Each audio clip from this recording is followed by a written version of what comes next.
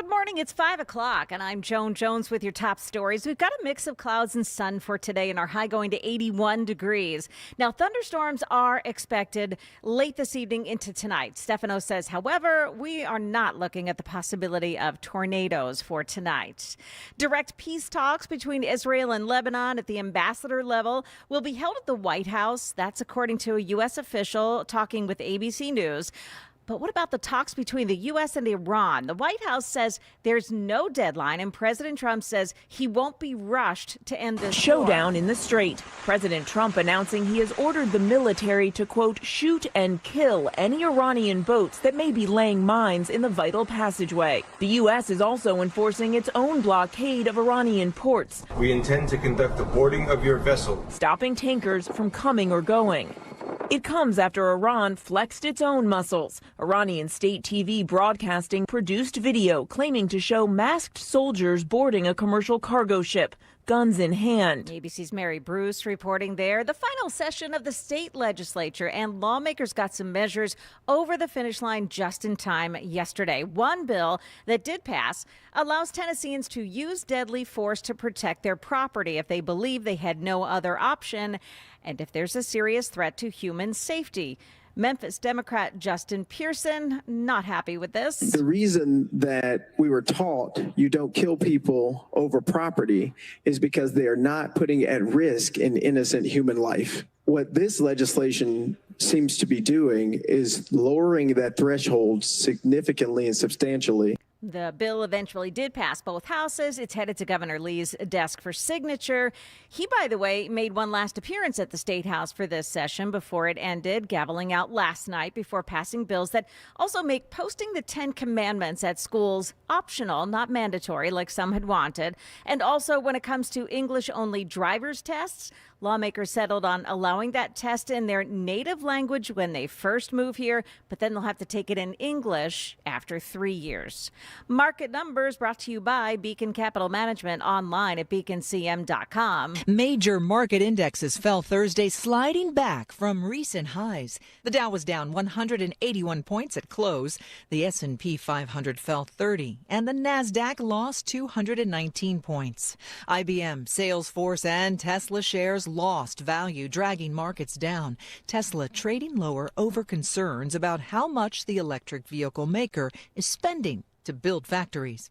Warner Brothers Discovery shareholders voted preliminarily to approve the sale to Skydance-owned Paramount Plus in a deal worth about $111 billion. Facebook parent company Meta announced it will lay off about 10% of its workforce next month, about 8,000 employees. Michelle Franzen, ABC News. Right now, Dow futures down 169. NASDAQ futures, however, are on the plus side by 170, and just some fractional losses on the S&P futures market. That's the latest news. We've got your traffic and weather next. I'm Joan Jones, WTN News.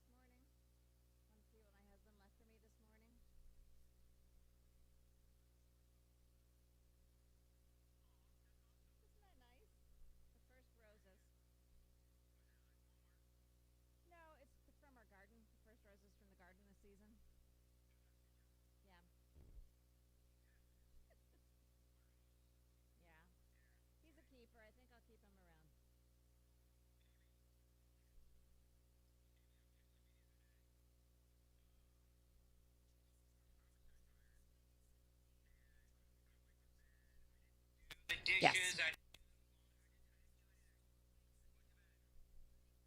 I did. Yes, I will have traffic.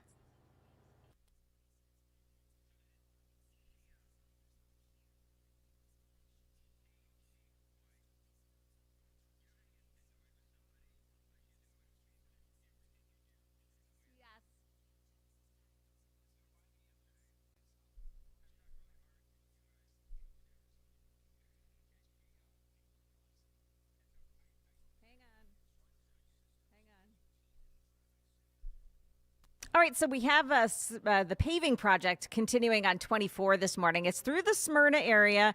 You've got the westbound lanes, Almaville Road to Waldron Road. That's exit 70 through 64. A mess this morning. It's probably down to one lane at this point as they continue the paving project. They'll be picking that up within the next hour or so. Traffic every 10 minutes every morning on Super Talk 99.7 WTN.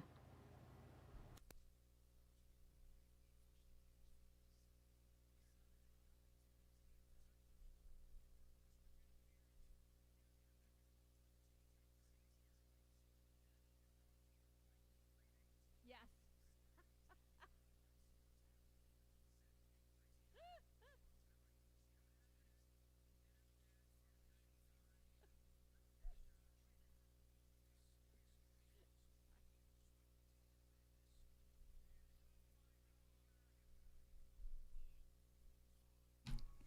5:06, Nashville's Morning News on Super Talk 99.7 WTN. Good morning to your friends. Hope you are doing well. And welcome on into a Friday. And I got to tell you, thank the Lord, it is Friday, April 24th of 2026. Let's get right to it. By the way, coming up at 5:35, you're not going to want to miss this, one of our featured cuts of the day. And it features Joan Jones. It features none other than Justin Jones. It is, honestly. I mean, it is the silliest thing ever, but it's great. Yeah, and by the way, clearly no relation, Justin Jones and our own Joan Jones. Right. I think I need to say it like every time I do the story, Justin Jones, no relation. and No then move on. relation. Yeah. Exactly. Your intellect levels are just really far apart. You're way up here. And, well, anyway, moving right along. My boy. Speaking of intellect levels, I want to start with the Virginia redistricting. I've got some audio and video here. We've got video for most of the stuff this morning. Hakeem Jeffries, House Minority Leader. And do you know what I think is going to happen, Joan? I think what's going to happen in Virginia is, I think you were right yesterday or the day before. Mm-hmm. I think that it is very possible that the Supreme Court in the state of Virginia, I think they may overturn this. And so can you imagine a day where Virginia goes back to Democrats 6, Republicans 5, and Florida does their redistricting, which would mean that we would end up with more House seats. I think, Joan, I'm hearing some back. I don't know. Yeah, I just shut it off. Yeah. Okay, very good. Sorry about that. Go ahead. Did you also hear the way Hakeem Jeffries threatened yesterday? Did you hear him make that threat? Well, I don't know. I don't know if this is what you're talking about. This is Hakeem Jeffries yesterday. Ron DeSantis is putting his own congressional delegation in jeopardy, which probably shouldn't be surprising because all of them, as I understand it, can't stand the charismatically challenged lame duck governor of Florida. Thank you all. Oh, my Lord. Whoa. Hakeem Jeffries is calling Ron DeSantis charismatically challenged. Are you kidding me? Hakeem Jeffries has that same disease that Gavin Newsom does with his hands. Every time he speaks, every syllable has to have a hand motion. And it's frustrating to watch him. Well, he just, you know what? Hakeem Jeffries, he speaks in such a stilted way. Yeah. And he just, I've made this joke before, and I forget who it is, but there's a song somewhere, they're coming to take me away, they're coming to take me away. That's what Hakeem Jeffries sounds like. And he has no charisma. Here is the clip that I was talking about, the threat that he did the other day. Our message to Florida Republicans is F around and find out. He's such a jerk. Do you know if what? they go down the road of a DeSantis dummy mander, the Florida Republicans are going to find themselves in the same situation as Texas Republicans. Yeah, so there he goes. F around and find out. One of the things that he said yesterday, it was a quote, was basically that the Democrats are at war every day, every second right? They are at war. That's literally the terminology that he used. Yeah. And so my point was, we talked about this yesterday, my point was, you know what, Republicans?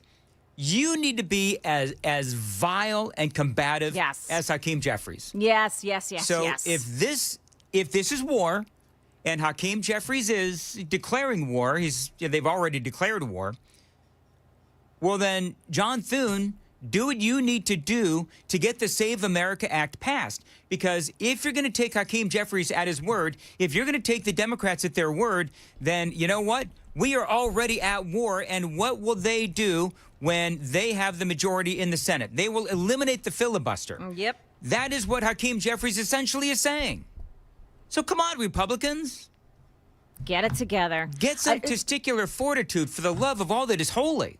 That is something that John Thune absolutely does not have. And I really feel like he's working against Republicans. He's working against the agenda of the Trump administration. Mm-hmm. And I don't know why he is still sitting in that seat. I don't get it. I don't know.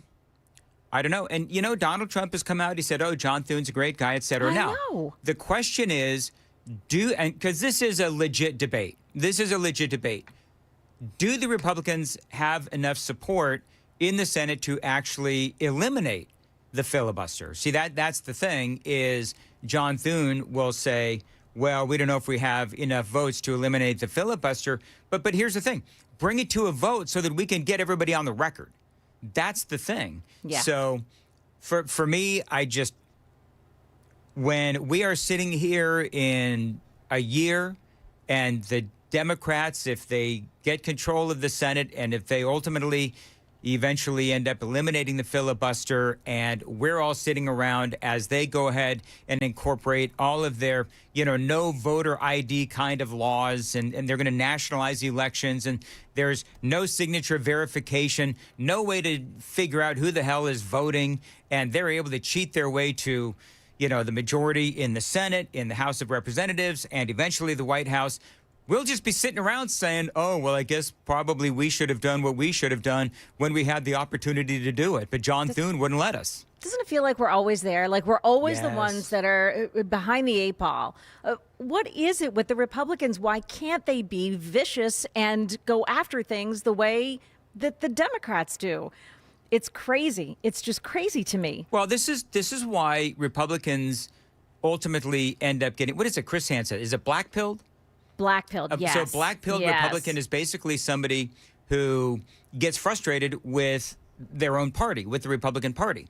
And I totally get why people go in that direction, why they get black-pilled, why they get pissed off, why they get disgusted, and why people say, you know what, screw it. I'm no longer a Republican.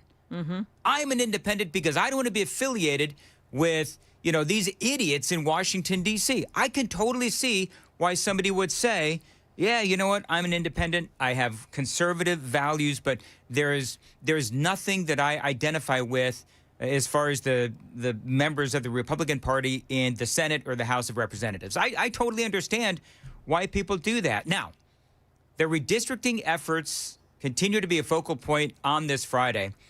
This is a state lawmaker and stood up and said that he understands rural America. I've got some video here. You know what he says? This is Lamont Bagby, and he is a state senator in Virginia. And you may know this, Joan. He represents Richmond and Henrico County.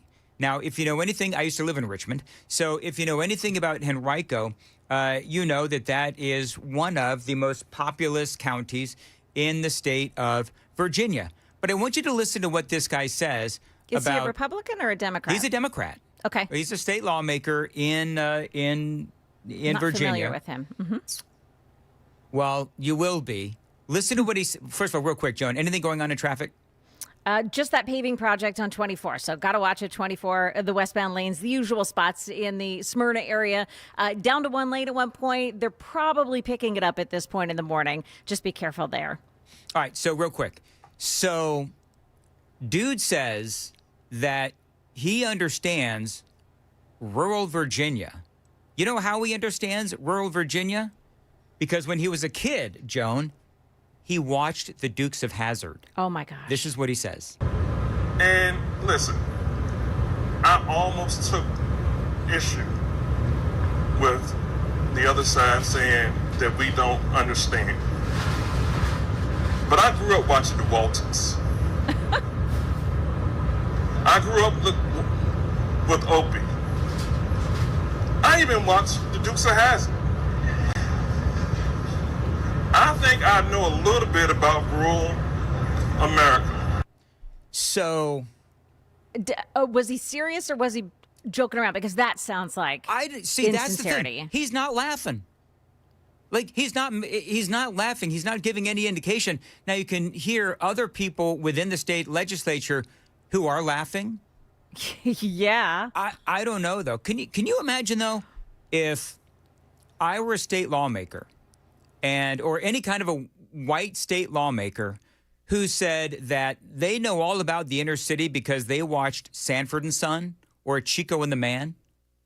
Can you imagine that? It's just crazy. So, again, his friends in the state Senate, they thought that it was really funny. But, I can imagine if you're in rural Virginia and this guy all of a sudden thinks that he knows you and your challenges because he watched the Dukes of Hazzard and Andy Griffith. I mean, I don't know if I want to use the term racist, but it's just dumb. The term racism, I think, is overused. But if he thinks rural America is basically defined by the Dukes of Hazzard, come on, man. I mean, in the rural communities, right, you've got hardworking people hanging onto their farms and their property with not nearly enough hospitals, having to drive way too far for groceries, weak internet, worker shortages. I could go on and on. So this dude thinks that watching Andy Griffith represents rural America. And by the way, I think he probably now represents some of those rural Virginians. I mean, this guy, Lamont Bagby, he just sounds ignorant. Fittingly, again, he represents Richmond and Henrico County, two of the most populous parts of Virginia. Now, Donald Trump was asked about all of this yesterday, and this is what he said in the Oval Office regarding the redistricting in the state of Virginia. Good job. All those companies that want to move into Virginia now, they want to move out and go to a different location. So that's my opinion. I believe it was a rigged election. Virginia's known for it. It was a rigged election. They had a lot of ballots, mail-in ballots. Anytime you have mail-in ballots, you have cheating. So that is Donald Trump, of course, arguing with the fine member of the media. And as usual, Virginia, you did have the late-night ballot dumps like we see in these types of situations. The no on redistricting crowd, heavy in the rural areas, came in first. Then the ballots from the cities came in later. That sealed the deal. And yeah, they did have mail-in ballots. And yes, they were enormously in favor of redistricting. People say that is standard Virginia. And here's my thing.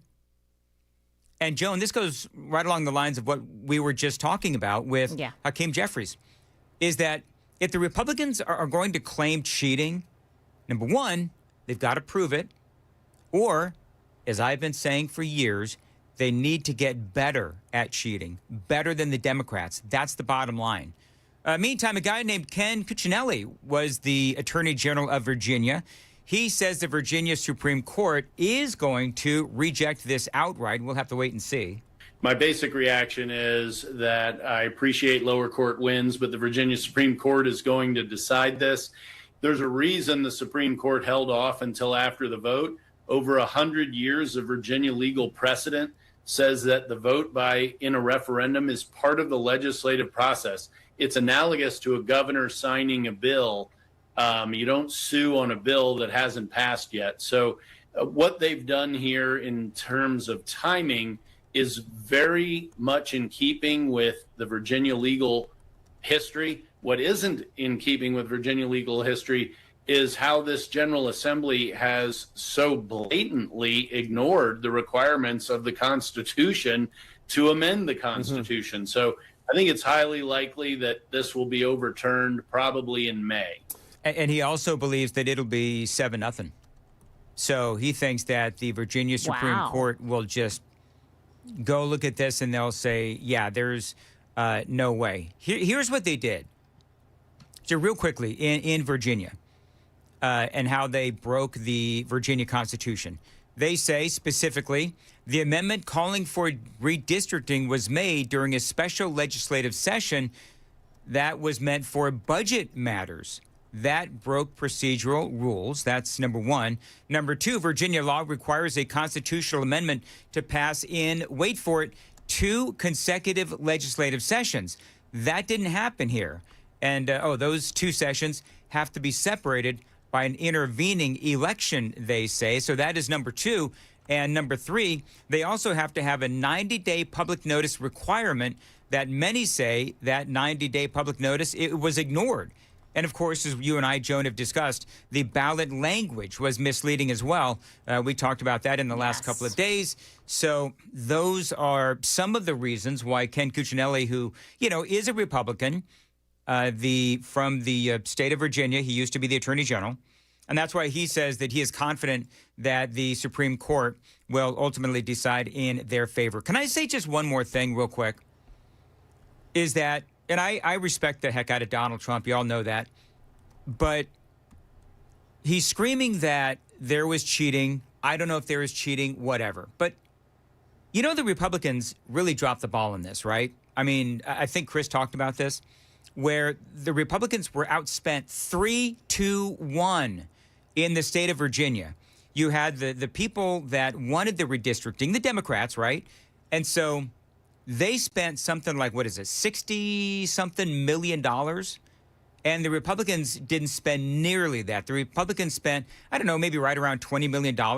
So you can bitch and moan and complain all you want, Republicans, about what happened in Virginia. But the reality is they didn't even try to win. Knowing that they were outspent, knowing that they were outgunned, they didn't spend diddly squat to try to defeat this thing. And for me, okay, we can all complain about, it was, late night ballot dumps and all that kind of stuff. But had they spent more money, had they not been outspent 3-1, they could have actually defeated this thing. Because it was pretty close. It was 51 to 48%.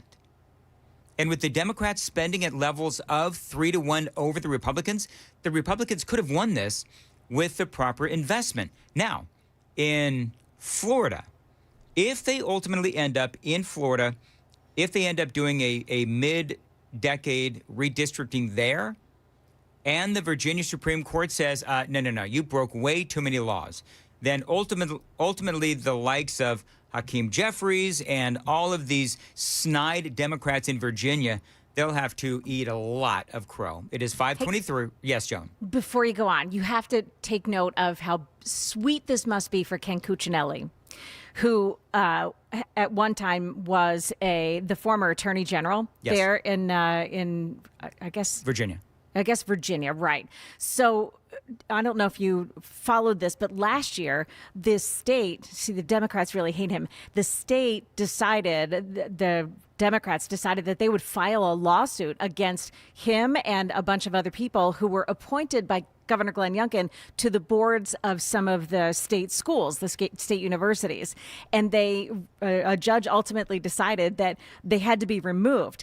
Do you know why they made sure that he in particular, Cuccinelli in particular, was removed from the board of the University of Virginia? Why is that? Because they called him the architect of Project 2025. Oh, my And gosh. they really hated him. So they've been working against him at every move that they can. And Ken Cuccinelli just got them back in a big stinking way. And it just must be the sweetest day for him. Well, we'll have to wait and see what the Supreme Court, if the Supreme Court does rule against the Democrats, it will be a sweet day indeed. Okay, it is 5:24. Joan's got the news at 5:30. Joan, what you got? Yeah, coming up here, we've got some storms headed our way today, and we're not too worried about today's storms. We'll take a look at Monday's storms as well. We'll tell you what Stefano is talking about for those storms. That's what's coming up here at 5:30 on Super Talk 99.7 WTN.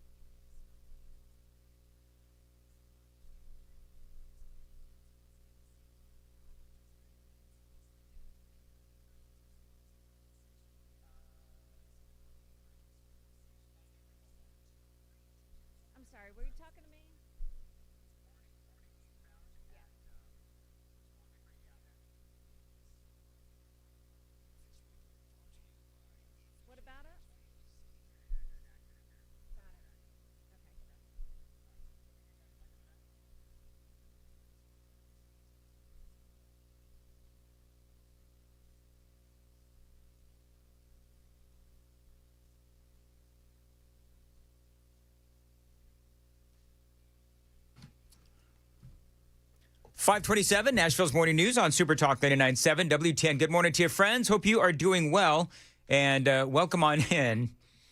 So, Joan, I made the joke about this state lawmaker in Virginia who thinks he knows rural America because he watched The Dukes of Hazzard. Yeah. And I made a joke about how, imagine if you were a white person and you said that you knew the inner city by watching what it was, Chico and the Man, and I forget what other sitcom I used. Yeah. But Guy says, 3092 says, hey, I know the hood. I watched Good Times. Yeah, right. I never watched Good Times. You didn't? No, did you? Was that the Jimmy Walker thing? Yeah. Was Good Times Jimmy Walker? Okay. Sure, yeah. What did I watch? What was the one with, I bet you Sam knows. What was the one with Rerun? You had Dwayne, you had Rerun, and you had... Which one was that? Sam knows. He's getting up. Which one was that? Hey, it's Fat Albert. No, it wasn't Fat Albert. No, it was not. Who was the... Oh, I watched it every day. Every day I watched it. Nobody knows. You know what? The super text line will tell me in a matter of 15 seconds. It was Rerun. It was, anyway, whatever. Wasn't that part of What's Happening? What's Happening? Yes, Yeah. that's what it is. Okay. What's happening? There. It's not part of What's Happening. It was What's Happening. Oh, sorry. It's all right, Joan. I Yeah. like the Jeffersons and how that all went down. I love the Jeffersons. Part of one of the greatest scenes ever was when you had Mr. Jefferson and his wife Louise, right? Asked him if he vacuumed the linoleum, and he said, "Of course not. That scratches the linoleum." And I think it was Archie that just told him that vacuuming linoleum scratches it, and so Mr. Jefferson was acting all like he knew that. Right. And by the way, I had no idea that vacuuming linoleum actually scratches linoleum. I don't think it does. Well, it must, because I saw it on the Jeffersons. It must be true. Must be true. Look at this. Yeah. I don't know if you're on the super text line. Yeah. I got like 1,000 people telling me it's What's Happening. Thank you, people. Just like 25 seconds too late. But I know you're responding in real time when you're hearing it. Archie Bunker was the best. Archie Bunker was racist. Yeah. Welcome Back, Carter. Welcome Back, it's Welcome Back, Cotter was a great show. Yeah. I miss those shows. Is there a channel that actually watches those, that actually shows those? Me Too have a lot of that stuff. I think there's like Me Too or TV Land or something like that. Yeah. So, let's see here. Murphy uses the theme song for Nincompoops in the News. Which one? Do you know, Joan? The theme song for what? For Nincompoops in the News. Yeah. I don't know. Don't know. All right. 5:30 on Super Talk 99. Okay, coming up. Great audio from none other than Justin Jones, and we'll talk about that and a whole lot more straight ahead on WTN.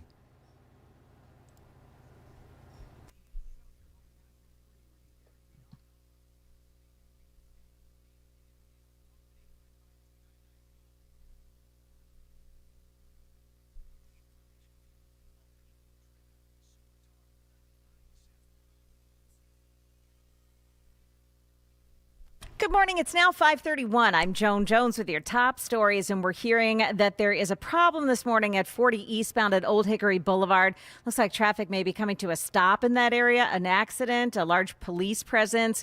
So far, I don't have any exact conditions out there this morning. Just know that there may be a problem 40 eastbound at Old Hickory Boulevard as you approach it.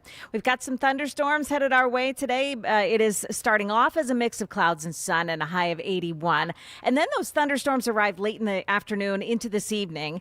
Stefano tells us the severe threat here is a 1 out of 5. There are no tornado concerns for tonight. There's a higher chance of thunderstorms on Monday, but he also says that on Monday, the chance of tornadoes remains pretty low. Well, you may notice the skies are a little smoky today. That's because of huge wildfires that intensified yesterday in Georgia, with new evacuation orders issued in Brantley County. Wind-driven wildfires scorching more than 34,000 acres in that state, destroying more than 80 homes. Authorities say in the past 24 hours, at least 34 new fires have broken out across the state. The two largest, the 5,000-acre Highway 82 fire outside Savannah in Brantley County, and the nearly 30,000-acre Pineland Road fire south of there, are both still out of control. That's ABC's Morgan Norwood reporting. The 114th Tennessee General Assembly gaveling out last night, wrapping up some legislative priorities for the Republican majority, including a bill sponsored by State Rep Kip Capley of Summertown that allows Tennesseans to use deadly force to protect their property. Now, it's conditioned, though. If someone is destroying your property, you can use lethal force to protect it. Debate generated some personal jabs, however, from Democrat Justin Jones, no relation. I think the people of your district deserve better. And I hope you would be very serious in considering legislation like this. And you can laugh all you want, but I see that your answers are non-existent, just like your hairline. I call Representative Jones of Davidson out of order in violation of Rule 19. Oh, boy. So this was the end of an era for Lieutenant Governor Randy McNally. He's retiring after nearly 50 years in public service. Jeremy Faison retires. He's the current House Republican caucus chair. And State Rep Johnny Shaw is retiring as well. And, of course, it's also Governor Bill Lee's final session as governor. That is the latest news. We've got your traffic next. I'm Joan Jones, WTN News.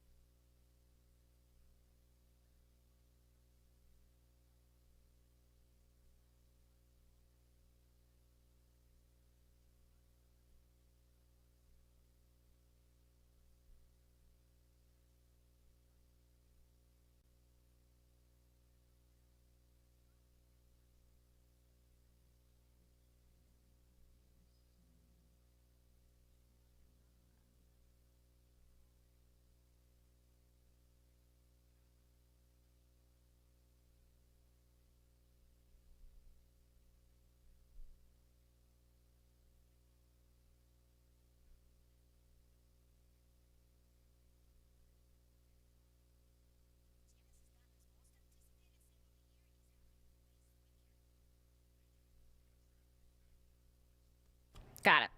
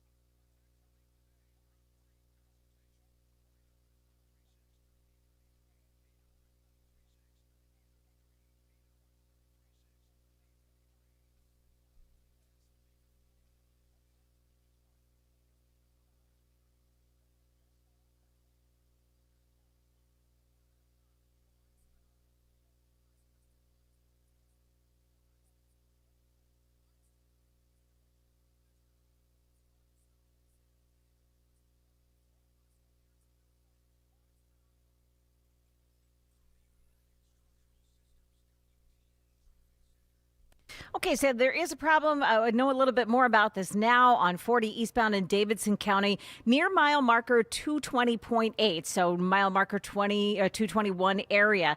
It's debris on the roadway. The eastbound lanes, all lanes are blocked off at the moment, but the left shoulder is open. The right shoulder is blocked off. So again, that's 40 eastbound at mile marker 221 area. It's debris and all the lanes are blocked off at the moment. We'll keep you updated on that one. Otherwise, you're looking pretty good on the roads. Traffic every 10 minutes every morning on Super Talk 99.7 WTN.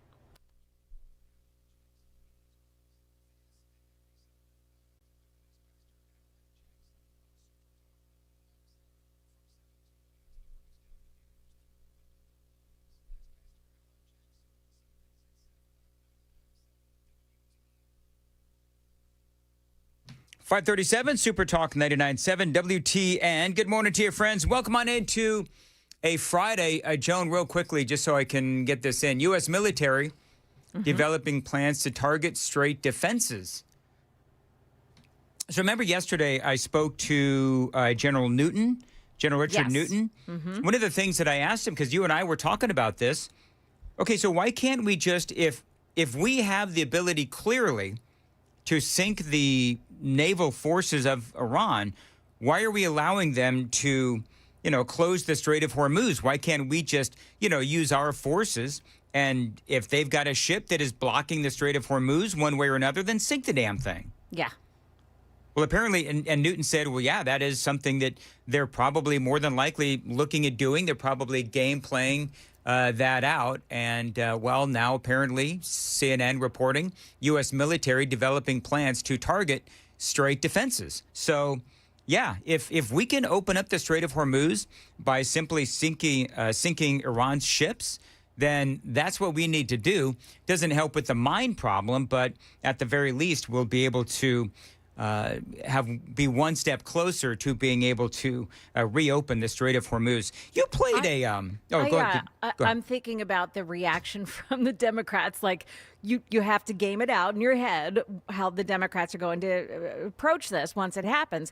But if the U.S. sinks an oil-bearing ship, something that, they've been targeting is these ships carrying oil from Iran to other countries like China. If they do that, then the U.S. will be accused of creating an ecological disaster because these ships will go right to the bottom of the ocean and with all that oil in it. So right. They need to think contingency plan, too. I think if the U.S. military are going to target, this is the quote, target straight defenses, then I think they're going to be going after the military ships of Iran. I don't think they'd be going after the oil. I think they would take over the oil tankers. I don't think that they would, because there's lots of good oil on those tankers, right? Yeah. On those ships. So I think that we will take over the tankers and gladly take over the oil as well, if that's what we choose to do. But I think that we would go after the military ships that are closing the Strait of Hormuz via Iran. So, I think that makes all the sense in the world. I don't know why we would not do that. Yeah. Hey, real quickly, I want to play that piece of audio. I've got some video here. Yeah. Justin Jones. And he was apparently making fun of a Republican lawmaker's hairline as they were talking about, basically it sounds like a stand your ground law. And so this is what Justin Jones said. Be very serious in considering legislation like this. And you can laugh all you want, but I see that your answers are non-existent, just like your hairline. I call Representative Jones. Wow. Just like your hairline. What? Like, that's from 5th grade. Well, this is the state legislature. Why do we not have more decorum than that? Well, Joan. I know. I'm asking for a lot. Because we have the two Justins and Glojo. We don't have decorum in the state legislature with those three nincompoops. Silly me. Well, and here's the thing. And I don't know who that is. I'm looking at the state lawmaker. They don't say who it is. Yeah. You know who's going to be here today is Scott Sapicki at 7:35.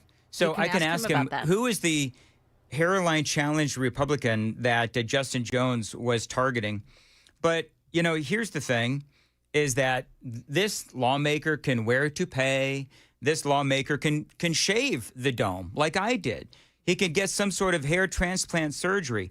In other words, this Republican, he can always fix his hairline issue, but Justin Jones is always going to be a shallow-thinking, racist attention whore. Because Justin Jones really can't change. And all Justin Jones is in it for is the clicks. That's it. And I love how Justin Jones, and then I promise I'm going to move on. I love how Justin Jones says that whoever this lawmaker is has no answers. Literally the only answer Justin Jones ever has in the state legislature is racist. Everybody's racist. That's all he ever says. That's all Justin Pearson ever says. Yeah. So if you really want to start comparing who's got more answers, Justin, why don't you agree to appear on WTN? Because we've all been asking him on and he won't come on. Oh, is that right? Oh, yeah. I've Maybe asked he's him. He's afraid of you. I've asked him. I mean, everybody's asked him. Yeah. And you saw Justin Pearson. I played that audio the other day where Justin Pearson was on CNN. Totally got called out by that Jason Rantz because Justin Pearson was, and this is what I was talking about earlier this week, where Justin Pearson was like, "Oh, Donald Trump is an elected authoritarian, right? Yeah. And authoritarian in chief or whatever." And it's like, that is such a shallow comment, you know. And I agreed with Jason Rantz, where it's like, you know what? If this is the level of dialogue of people on the left in the state of Tennessee, which is, and you know, Nashville and Memphis, clearly well represented by Justin Pearson and Justin Jones, respectively. So if this is the level of dialogue that they bring, y'all racist and balding. Okay, good. Well done, Justin Jones. I lost my wedding ring. What? I lost my wedding ring. Dan, you did not. I did. What? How did you lose your wedding ring? Do you take it off? So I found it. Everybody's staring at me in the other room. Yeah, I guess so. I found it, but for about 5 minutes, Joan Jones, was crapping Twinkies. I bet you were. I had young Riker looking for my wedding ring.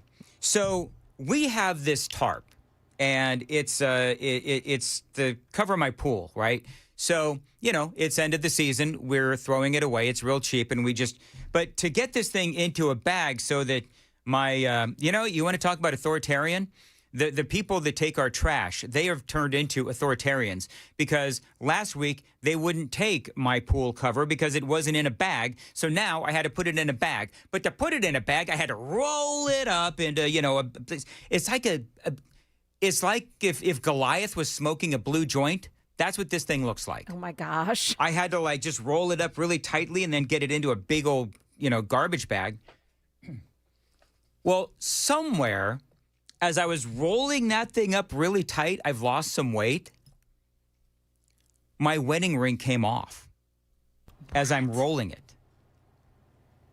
Now, people of a certain age will probably remember the I Love Lucy episode where she was building a barbecue and lost her wedding ring as she was building a barbecue. They had to take the barbecue completely apart. So I get this thing like rolled up so tight so that it'll fit in the bag, and I triumphantly tie the bag, and it's like a big moment for me because I've spent 20 minutes doing this, and then I'm kind of walking around and I realize my wedding ring is gone. And I am looking all over for that thing. Riker's bus pulls up, and I'm like, Riker, come here. Because I don't want to tell Amy that I've lost my wedding ring, right? Because, I mean, she'd kill me. Number one, she'd think I was like, you know, hoeing around in bars and trying to hide my wedding ring or whatever. Right. So I got Riker looking for my wedding ring. I'm looking for my wedding ring. And I have because I've been all over the yard, right? I've been all over the yard doing all kinds of yard stuff.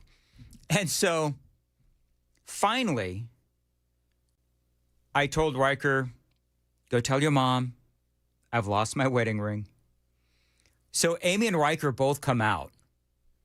And I am Amy's been annoyed with me anyway because I've been working a lot and I have not been doing what I'm supposed to be doing around the house. And so she's ticked at me anyway. And so she comes out, and I am like on her last nerve, man. I could just, you know how you could, well, you probably don't, but I can tell because I've got 2 wives now. I've had 2 wives where I can tell I'm getting on their last nerves. So I realized, oh my God, that I Love Lucy episode where Lucy was building that barbecue and she lost the wedding ring. She thought she lost the wedding ring in the barbecue, and they took the entire barbecue apart to look for the wedding ring. Turned out it was in the windowsill. However, you know what I had to do? I had to unroll that big blue pool cover, and what did I find but my wedding ring right there in the pool cover? And it was very funny. But have you ever lost your wedding ring? No. I have. So. It's happened to me before, and the first time I lost a lot of weight, I lost my wedding ring then too. So, yeah, I don't know. I don't know if I'm going to have to do something to. There's something you could do to make wedding rings like tighter on your finger. I don't know what you can do. You can put one of those. It's like a little barrier on the bottom of it. Yeah, because that's what Amy's done it because she's lost a ton of weight. So yeah, Amy's done it. So yeah, that's what I'm going to have to do. Just get it resized. Take it to the jeweler and have him resize it. Can you? I guess you can do that, can't you? Yes, you can. Sure. Well, one of my first wedding ring that signified forever had a couple little, I don't know what you call, like dots on it or something, in the like little bumps on it in the middle of the ring so that it would stay on. So maybe I'll do that as well. I don't know, but holy mackerel, I don't know. People, if you've ever lost your wedding ring, I'm curious, if you've lost your wedding ring, where did you find it? What's the weirdest place you've lost your wedding ring? I had a friend. I had a guy who was a friend, and of course, a guy who was a friend, and he was taking off his wedding ring because he was going to bars, and he lost his wedding ring apparently in a bar somewhere, and he wasn't sure if that's where he lost it, but he went back to the bar. It was like a Cheddar's kind of a place. Oh yeah. Where, like you have a restaurant and a bar. So he goes back to post losing the ring. He hadn't found it yet. And he goes to Cheddar's with his wife, Cheddar's kind of place with his wife. And the manager comes up and he says, "Hey, I think you lost your wedding ring when you were here the other night. We found it under your stool at the bar." Wife is like, "Oh, really?" Yeah. This dude, he got absolutely busted, and it was a whole big thing. 0939. Yep, lost my wedding ring while I was digging around in the freezer. Actually, I lost my wedding ring here too. A couple years ago, I was getting a notepad, and I was reaching for something. I was reaching for the notepad into this like box thing up on a shelf. As I was pulling my hand out, I didn't realize that my ring finger scraped the side of the box and pulled my wedding ring right off and into the box. Yikes. And so it's like you go through this panic and you have to retrace your steps. And that's what I had to do. There's a cool story out of New York City about a woman who was running a half marathon and she lost her engagement ring somewhere along the route. So that's 13 miles. And in whatever part of that 13 miles, she lost her engagement ring. Wow. Well, they didn't find it, but there was a jeweler along the route, a Diamond District jeweler, who said, "I'll replace it for you for free." Aw. Isn't that nice? Yeah, but you know what? They did it for the advertisement, for the free advertisement, clearly. Mm-hmm. Mm-hmm. But that was a very nice thing to do. It is, but you know what? Your wedding ring, your original wedding ring, has sentimental value. And this one had been passed down over the ages, so it was a really tough loss. That was a sentimental loss. People are chiming in. Yeah. Let's see here. Lost my ring at a pawn shop, says Andy. Let's see here. Somebody said something funny, and I'm looking for it. They're coming in so fast and furious. Mario said, "Things Dan has lost at work. Wedding ring, underwear, his mind. My career. Yeah. Let's see here. Oh, 3888. I learned about Cuban culture by watching I Love Lucy. That harkens back to the original opening monologue today. Yes. That's awesome. Somebody said, Dan, did you say your wife lost 2,000 pounds? No, it's about 200. Let's see. Anonymous Sheriff says, nobody hoes around at Starbucks. No, I didn't. I haven't been to Starbucks in a minute. Anyway, all right, very good. It is a 5:53, Super Talk 99.7 WTN, and Joan has the news coming up at 6. Joan. So Stefano tells us that we've got some thunderstorms arriving today. So we've got the forecast, which is kind of interesting over the next couple of days. It looks like we're going to be able to knock down some of this drought over the next few days. We've got the details coming up here at 6 on Super Talk 99.7 WTN.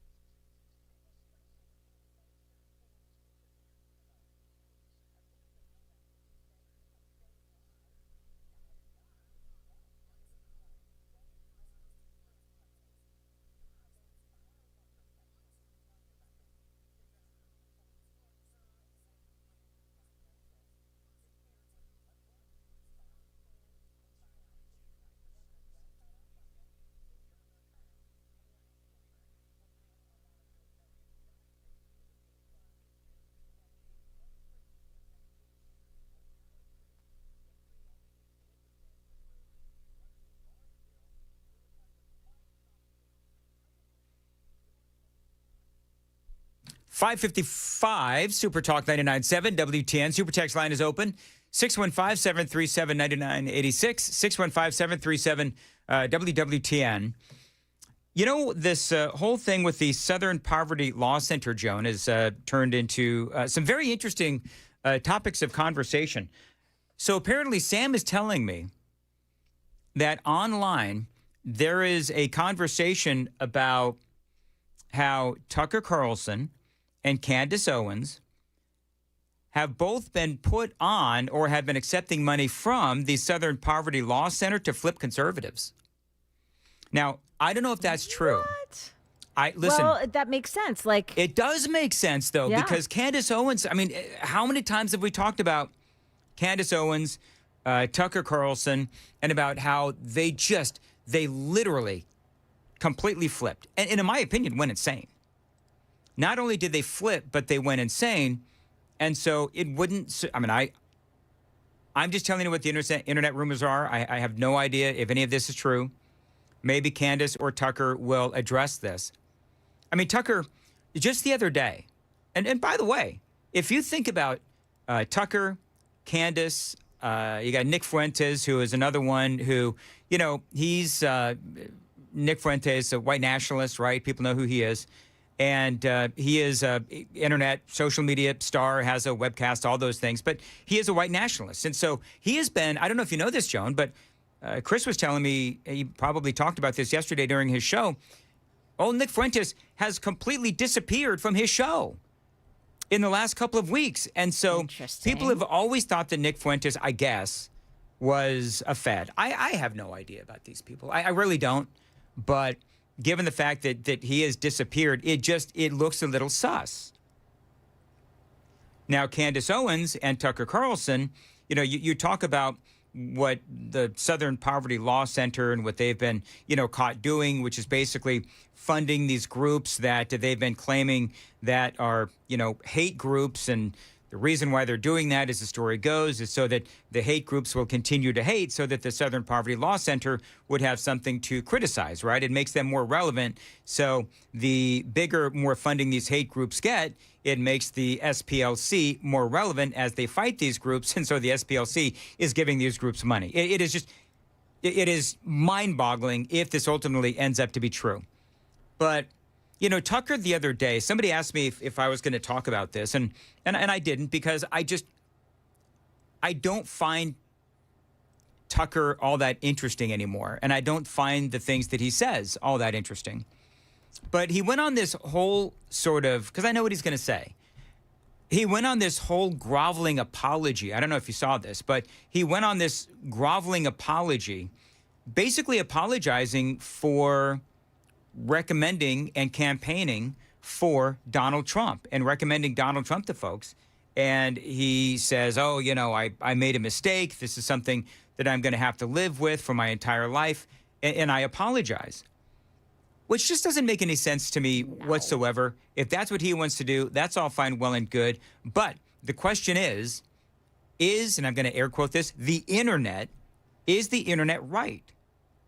Where the Southern Poverty Law Center, not only were they funding the hate groups that they were supposedly trying to stop, but were they also funding the likes of Tucker Carlson and Candace Owens and Nick Fuentes and perhaps others so that they would flip Republicans or conservative voters, so that they would become so disgusted by the Trump administration after listening to the likes of Tucker and Candace that they wouldn't even go out and vote. You think that's a possibility, Joan? I do. Do you really? That sounds logical to me. Okay. Yep. At this point, I wouldn't put it past anyone. Yep. I really wouldn't. You know what? Hey, why don't we make that a Daily Dan poll? Do you believe that Tucker and Candace and, Nick Fuentes perhaps have been funded by the Southern Poverty Law Center? According to internet rumors, do you believe the internet rumors that? I think that'd be a pretty good Daily Dan poll. I don't know if it's true. I'm just telling you what I'm hearing. It is 6 o'clock, Super Talk 99.7 WTN.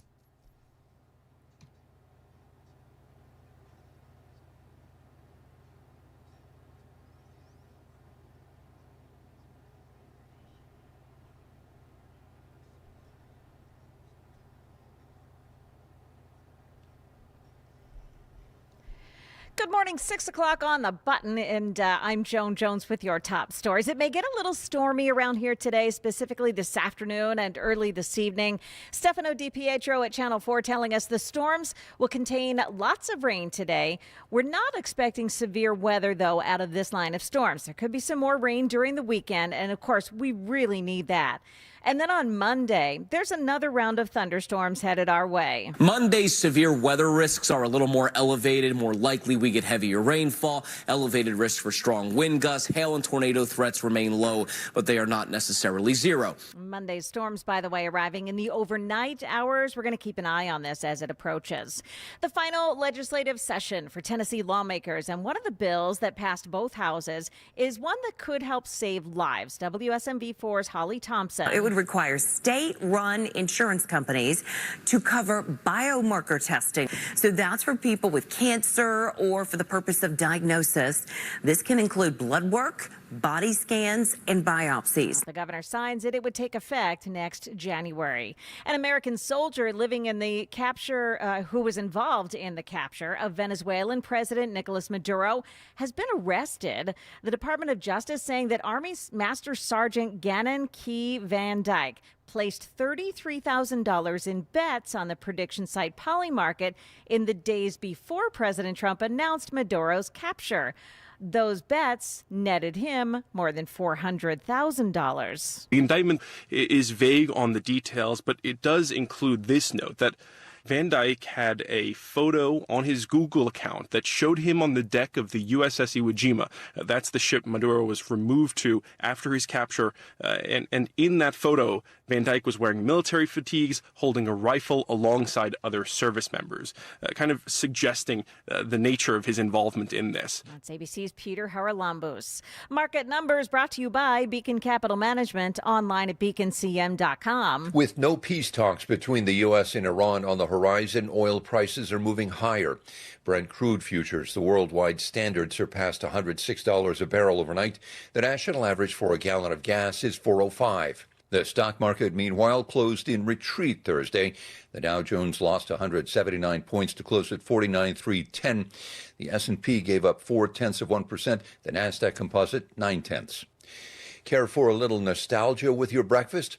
For the first time in over a decade, Kellogg's is temporarily putting toys back in boxes of Frosted Flakes, Fruit Loops, Apple Jacks, and Corn Pops to promote Toy Story 5 from Pixar and ABC parent Disney. Also making a comeback, Party City. The shuttered balloon and costume retailer is reawakening with new stores inside 700 Staples office supply locations nationwide and plans to add more by the end of the year. Jim Ryan, ABC News. Now, stock futures this morning mixed. The Dow futures are down 127, but the Nasdaq futures, they're plus 243. The S&P futures up 8. That's the latest news. Stick around for traffic and weather next. I'm Joan Jones, WTN News.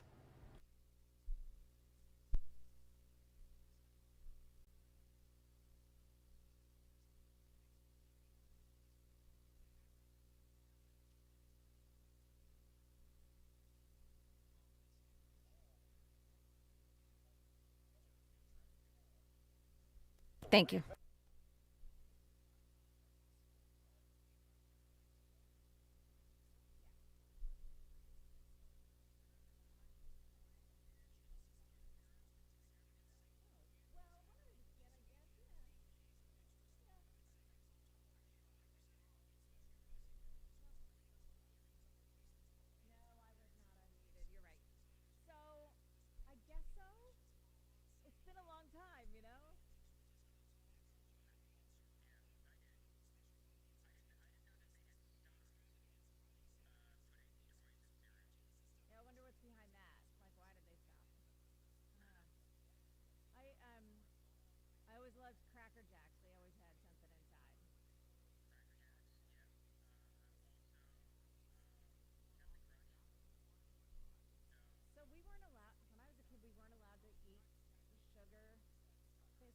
We never had sugar cereals.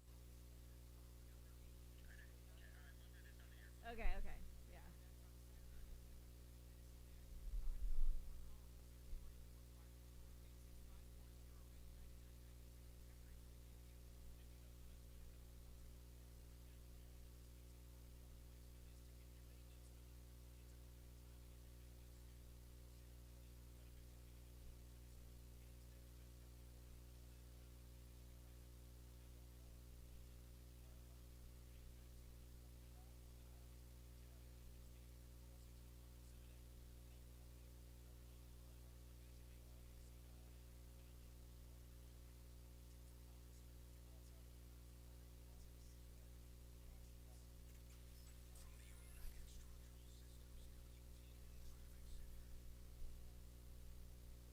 All right, so we do have more on what's going on in that spot on 40 eastbound this morning. This is in Hermitage, right at Old Hickory Boulevard East. That's exit 221. 2 left lanes now are blocked off by, they call it police activity, but what we had earlier was that there's some debris in the roadway in that spot this morning. But again, 2 left lanes are blocked off. Stay to the right. You'll be able to get around it. Bell Road in Royal Hill, there's a crash at Edge of Lake Drive. Traffic every 10 minutes every morning on Super Talk 99.7 WTN.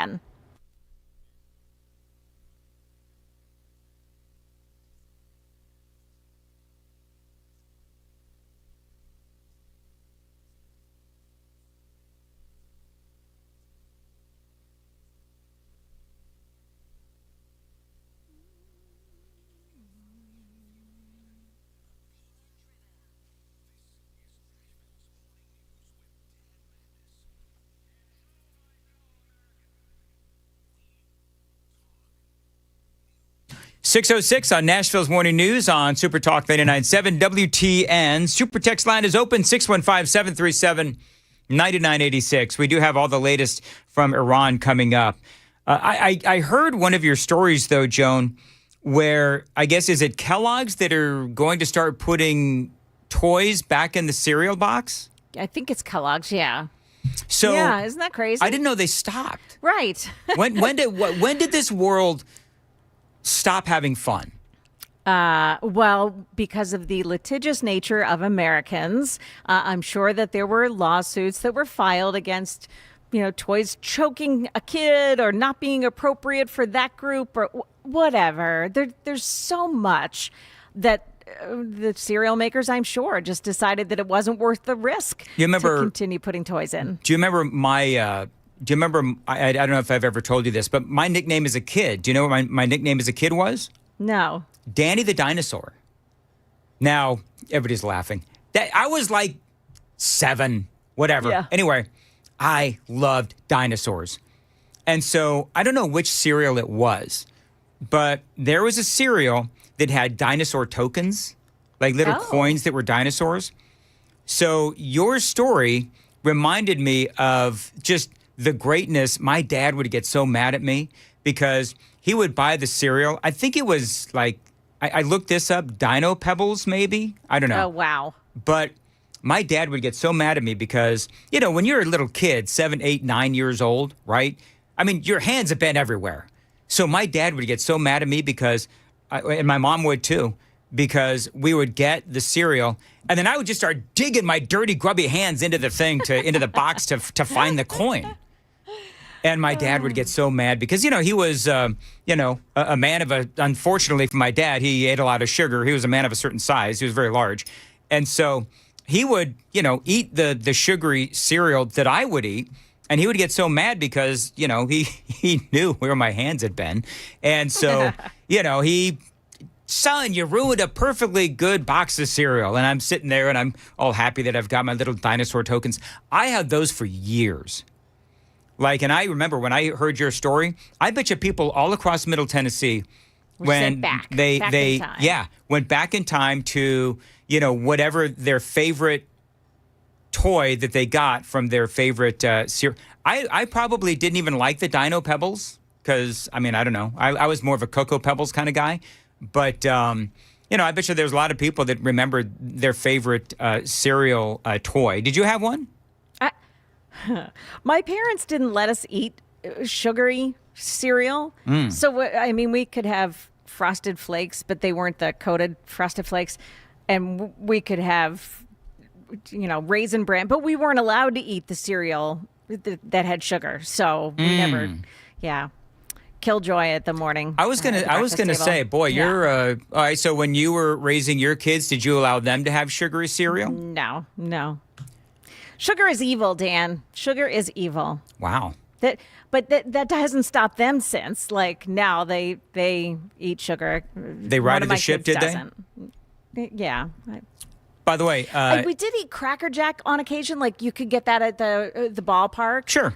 From the concession stand. Yep. I remember, and so we would eat those, and they always had the prizes inside. And I just looked, and on Etsy, people are actually selling the toys that were inside those boxes. Really? There's one here from the 60s and 70s, Cracker Jack prizes, and it's all the little things that you remember, the little books and all that. And they're selling it for $50. Do you see, I would be very interested in actually purchasing some of those little dinosaur things. Oh. I think that would be very cool. By the way, people are chiming in as far as what their favorite toy was in cereal.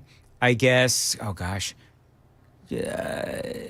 Somebody had a submarine. God, they're coming in so fast. Yeah. Anyway, Ron says Dan's cereal nickname, of course, would be Fruit Loops. Thank you very much. I appreciate that. Oh, that's nice. Mm-hmm. I guess there was a go-kart. Oh, the Tony the Tiger submarine. I didn't know that Tony the Tiger had a submarine. There is apparently a go-kart in Cracker Jacks as well. So anyway, yeah. So people, if you want to chime in with your favorite, cereal toy, go ahead, 615-737-9986. We do have a lot going on I know people are screaming, get to the news. Okay, fine. Bunch of killjoys. Headline this morning, the ceasefire is just hanging in the balance. By the way, did you see this, Joan? So Mujtaba Khomeini, right? The one-legged, I like to call him Stumpy. Mujtaba Khomeini. Mujtaba Yeah, Khomeini. Responding to what President Trump said this week regarding rifts in the Iranian regime. Here's what he says. Iran is having a very hard time figuring out who their leader is. This is what Donald Trump said. Iran is having a very hard time figuring out who their leader is. They just don't know. Their infighting is between the hardliners who've been losing badly on the battlefield and the moderates who are not very moderate at all, but gaining respect. And it is crazy, says Donald Trump. So Mujtaba Khomeini, whatever, has responded. You know what he says? Due to the strange unity created among compatriots, a fracture has occurred in the enemy. He's talking about us. Yeah. With practical gratitude for this blessing, cohesion has become even greater and more steel-like, and the enemies will become more wretched and diminished. The enemy's media operations, by targeting the minds and psyches of the people, intend to undermine national unity and security. May our negligence not allow this sinister intent to come to fruition, says Mujtaba Khomeini. Do you know that his face was pretty much blown off? So not only, Joan, does he not have a leg, which is why I call him Stumpy, but also apparently his lips were blown off. So he can't really speak. That's why we're not hearing much from old Khomeini. Yeah, that's what is being reported this morning in the New York Times and in a couple of other places. However, it sounds to me like they're... Joan's going to well-Dan me. Go ahead, Joan. Yeah, I mean, does this not reek of his lips were blown off? Well, that's really convenient since we haven't heard him speak. Right? He's not communicating. So isn't it kind of convenient that his lips were blown off, but his teeth maybe are still there? The rest of his mouth is still there? Like, I think it's a convenient story that maybe the news organizations like the New York Times, if you want to call them news organizations anymore, have taken the word of what's come out of Iranian state TV. Are you calling the New York Times fake news, Joan Jones? I think I might be. I think that's exactly what I'm pointing to. You know what? I'll go with what Joan says. Yeah, because here's the thing. We actually don't know if dude's alive. Right. That's the thing. We don't know if he's alive. Now, supposedly, they are making a prosthetic leg for him. You want to hear the news story from ABC News? Or would you like me to play this in the news? Yeah, go ahead. Well, you can play it now if you want. Okay, go ahead. This morning, new clues about the condition of Iran's supreme leader, believed to be gravely wounded in the attack that killed his father at the beginning of the war. Sources telling multiple news outlets the new Ayatollah Mujtaba Khomeini is recovering from severe injuries to his face and legs, but remains mentally sharp, meeting with senior officials. The New York Times reports he needed 3 surgeries on his leg and is waiting for a prosthetic. And his face and lips were burned so badly, it's hard for him to speak. Okay, come on. So, are a lot of those prosthetic legs are made here in America, right? I would argue that most prosthetics are made here in the U.S. So we should put some sort of a tracker or a bug on his leg. Wouldn't that be funny? That would be awesome. Or I know. Put an explosive on it. Yes. And make sure that he also is having brunch with the rest of the so-called leadership in Iran. Oh, my gosh. Israel can arrange this. I mean, Israel's really good with this stuff. Look at us arranging for someone to be murdered. You know, that's okay. We don't like him, and he doesn't like us. He'd kill us in a heartbeat if he could. That is true. Nashville's Morning News, where they're talking about putting explosives on a prosthetic leg and sending it to the leader of Iran. Okay. It is 6:16. Time to check the roads on WTN.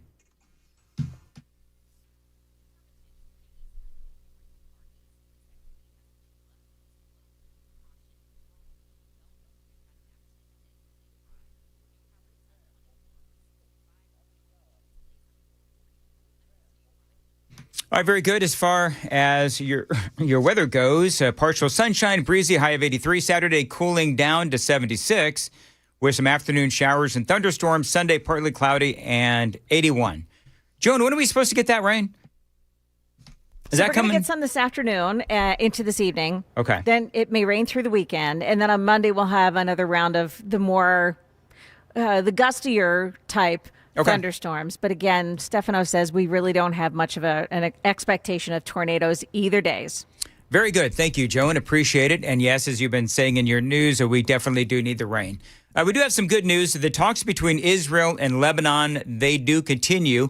That ceasefire has been extended. I've got some audio and some video. Well, first of all, congratulations. Congratulations to you and our Secretary of State. But this is J.D. Vance. Most importantly, congratulations to the people of Israel and Lebanon. I think it's a major historic moment. We're going to extend the ceasefire for 3 weeks that's already in place between Israel and Lebanon. Of course, it wouldn't have happened without the president's direct engagement. The fact that you have these leaders of different countries coming together for the first time, they came together in the Oval Office, and they came together because of energetic diplomacy, of course, led by the President of the United States. So I think it's a big moment for the world. It's a big moment for our country, but just very proud to be a part of it. So thank you, sir, for making it happen. Yep, that is J.D. Vance. And remember, that was one of the major sticking points between the U.S. and Iran, was the ceasefire or lack thereof between Israel and Lebanon. And so then Benjamin Netanyahu got with the leaders of Lebanon, got with Donald Trump, and they hammered that out. The issue with Lebanon and Israel was supposed to be separate, according to Donald Trump and J.D. Vance. Iran, though, wanted that to be included. So the ceasefire between those two is still good. And yes, it has been extended for 3 weeks. Our old friend Mike Huckabee was also in the Oval Office at the time, and he had a few things to say about all this as well. This is Mike Huckabee, and he's always, Israel by the neighbors. way, he has always been a champion of Israel. Listen. Mr. President, what an amazing opportunity to be here at a moment of history. The people of Lebanon, the people of Israel are neighbors, and they want to get along. They can get along. But it's like neighbors who have a rough little kid living in the neighborhood who keeps throwing rocks at everybody's window. And if the kid will quit throwing rocks, the neighbors can get along and start actually working together. The president has initiated something that is truly bringing the neighborhood back to a neighborhood and recognizing that the problem is not Lebanon and the problem is not Israel. The problem is Hezbollah, the bad little kid throwing rocks. That's what the president is getting launched today, to get that little kid out of the neighborhood. Well, and that's all well and good, but the real problem is Iran, because Iran, they're the ones that are funding Hezbollah. Iran is the ones that are training and funding Hamas and the Houthi rebels and the whole thing. So, yes, he's right about Hezbollah, but ultimately the head of the snake is Iran, and we need to take care of Iran, and that is ultimately what we are doing. The president had a lot to say in the Oval Office yesterday regarding the war in Iran. Coming up, I'm going to play some of that audio for you straight ahead. Super text line is open, 615-737-9986, 615-737-WWTN. Joan has the news coming up at 6:30. Joan, what do you have? All right, so unusual for me. We're going to talk football coming up here at 6:30 because the Tennessee Titans have made their pick in the NFL draft, and we'll tell you who they chose last night and why it was such a big surprise coming up at 6:30 on Super Talk 99.7 WTN.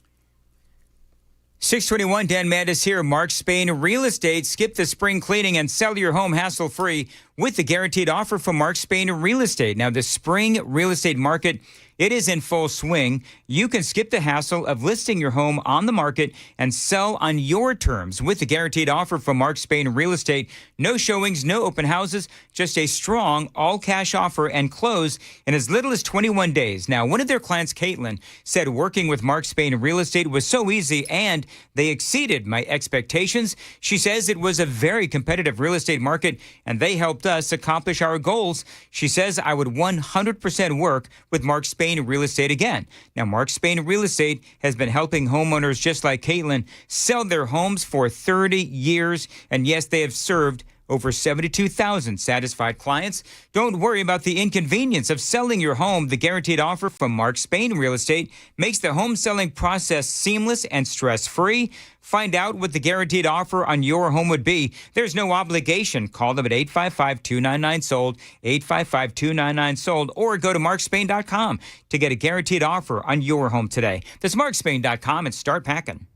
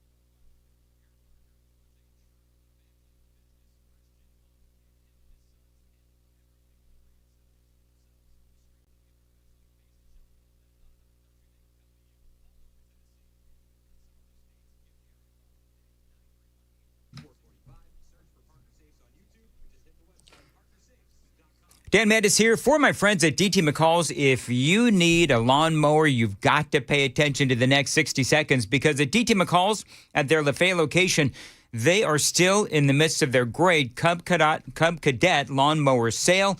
You're going to save big time with this once-a-year sale prices, 0% financing opportunities as well. Again, this is DT McCall's at their Lafayette location, Cub Cadet lawnmowers on sale through the 26th. And so through this weekend, you can go to DT McCall's. You can also check them out online, by the way, at dtmccalls.com and find out all the information on this great sale. Now, if you need a lawnmower, regardless of the size, go to DT McCall's. They've got all sizes. They've got all styles of lawnmowers, ride-ons, and push mowers at great prices. And again, this is going through this weekend. And they do this every year to save you money, not only, of course, on lawn mowers, but also on furniture and appliances as well. This is why I shop at my friends, DT McCall's.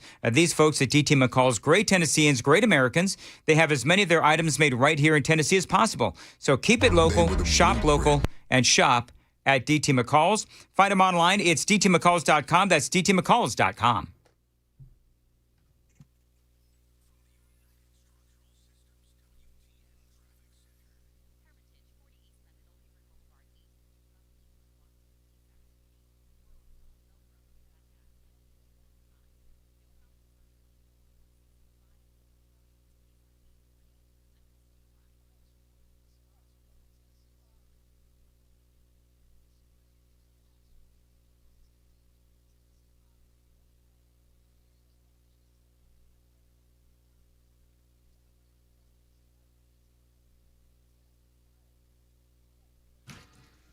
626, Super Talk 99.7 WTN. All right, so yesterday we had some fun at the expense of those wanting to be the governor for the state of California.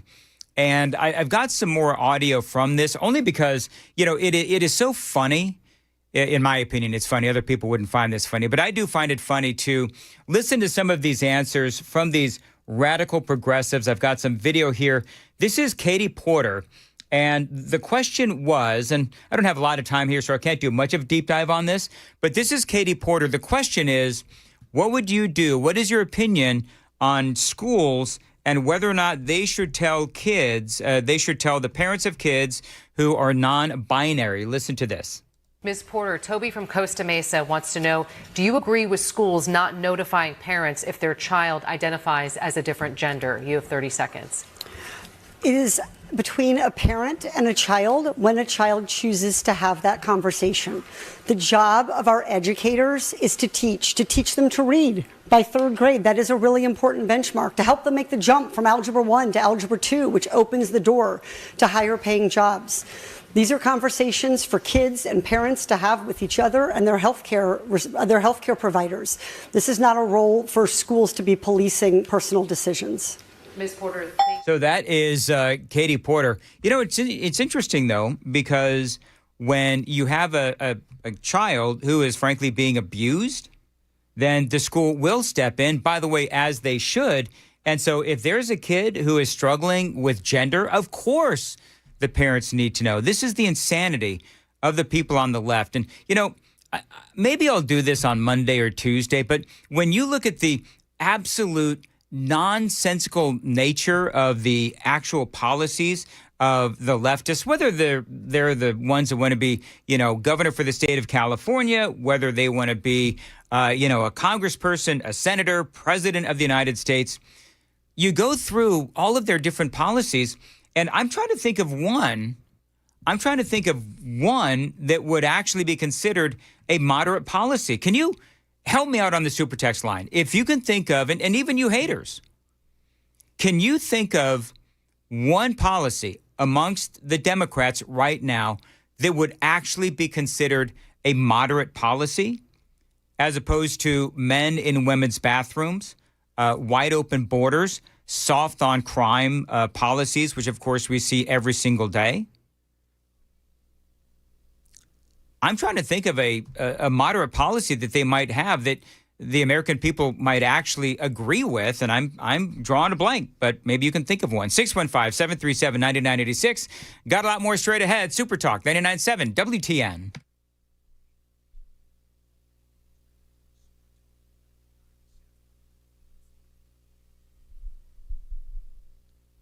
Good morning. It's now 6:30, and I'm Joan Jones with your top stories. President Trump now saying that Americans may have to deal with higher gas prices for a little while due to the war with Iran. It's now more than 2 months old. I don't want to rush myself. I'm not under any pressure whatsoever. As the war enters its 9th week, President Trump says he feels no pressure to reach a peace deal with Iran. He's ordered the military to shoot and kill boats laying mines in the Strait of Hormuz, with more mines reportedly deployed by Iran this week. ABC News foreign correspondent Marcus Moore there. An 18-year-old woman is being held on a $10 million bond, charged with conspiring with 2 other men to attack a Texas synagogue and kill as many Jews as possible. That is according to court records. In a social media post, FBI Director Kash Patel said the FBI received a tip. The Tennessee Titans have selected Carnell Tate with the number 4 overall pick in the 2026 draft. Tate is the first wide receiver off the board and the second player from Ohio State to be drafted. News 2 sports director Corey Curtis got a moment with the new Titan. The quarterback, Cam Ward, huge things are expected from him, yes, sir. And you've got to deliver for him. Yes, sir. I'm very appreciative of those guys believing in me. And then Cam's a great guy, great player, hell of a player. So I'm looking forward to going out there and light it up with him. The Titans have been looking for that one since A.J. Brown got traded to the Eagles. There's going to be a lot of people with high expectations. you have those expectations of yourself that you can be that guy? Also, yeah, definitely have those high expectations. And I also come from Ohio State. We also got high expectations there. It's a tough crowd around here, too. The Chicago native caught 51 passes for 875 yards and 9 touchdowns as a junior for the Buckeyes. Now, at a press conference following that first round, Titans general manager Mike Borgonzi called Tate the best wide receiver in this year's draft. Now, Tennessee is picking again today. They have number 69 overall. It is the 3rd round. That's the latest news. Traffic and weather next. I'm Joan Jones, WTN News. So, Joan, would you say that this is a good pick for the Titans offense? Oh, yeah. With all of my expertise, I can say that this guy is top rate. Here's how I know this guy is top rate. You were doing the story, and Sam is in there doing the happy dance. So apparently that's how we know. Yeah. I knew Sam would like that I'm doing a football story. So, well, everybody's talking about, Mike Vrabel and his extracurricular activities that apparently. I wanted to take it away from that. Can I ask this question? Just very quickly of the Mike Vrabel thing. So he and his girlfriend there, if you don't know the story, he's been stepping out on his wife. But, they're going to resorts. So can I just say, I don't understand these men, whether it is Kristi Noem's husband, who is doing what he's doing, not anonymously, with that whole bimbo thing online, and everybody knew who he was, or, Mike Vrabel going to a resort. People know who Mike Vrabel is. I mean, I assume they know who his wife is, and he's going to a resort. It's like, I don't know. You'd think that if you're having an affair, you'd be a little more secretive. Pictures leaked of them kissing at a bar in 2020. Well, that'll do it. Anyway. Numbers 32:23. But if you will not do so, behold, you have sinned against the Lord, and be sure your sin will find you out. Especially when you go to a resort. Yeah. And kiss at the bar. Anyway, moving right along. 6:33, Stoltz Co. Dan Mandis here for Stoltz Co., a great Tennessee company. They do continue to grow and expand. Now, you know that at Stoltz Co., they build those amazing pole barns, and that these pole barns can serve as a garage, an event space, an equestrian building, even barn dominiums. You can live in these pole barns. And these days, barn dominiums, they are new, they are improved. Stoltz Co. is now offering you turnkey options, which means that they handle the design, the construction, and yes, the amazing finishing touches as well. You turn the key and you are home, thanks to my friends at Stoltz Co. And again, it can be used as anything. So if you have some land that needs a building for whatever you want, call my friends at Stoltz Co. That phone number is 615-622-5992, 615-622-5992. You can also find them on Instagram and Facebook to see examples of their incredible work around Middle Tennessee, stoltzco.com.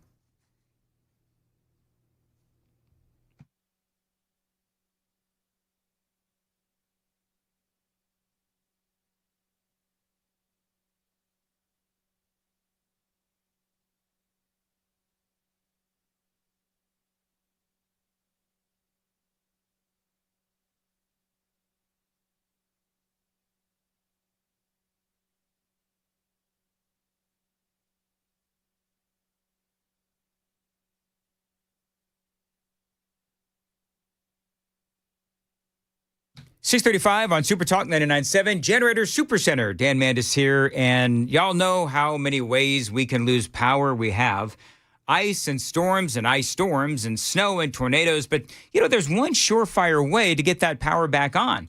That is a backup generator from the Generator Supercenter. These folks are the experts in backup home standby generators. Now, the Generator Supercenter is the nation's #1 Generac generator dealer.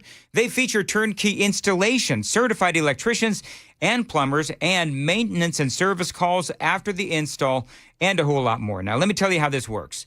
The power goes out in your neighborhood. The power in your home turns right back on thanks to your backup generator. So if you're one of the many families talking about a backup generator, talk to the pros at the Generator Supercenter. Another reason to love the Generator Supercenter, by the way, is their generators. They're made right here in the good old US of A. Now, they'll never leave you in the dark, and financing is available. They are waiting for your call. 615-879-1952. 615-879-1952, Generator Supercenter of Nashville.com.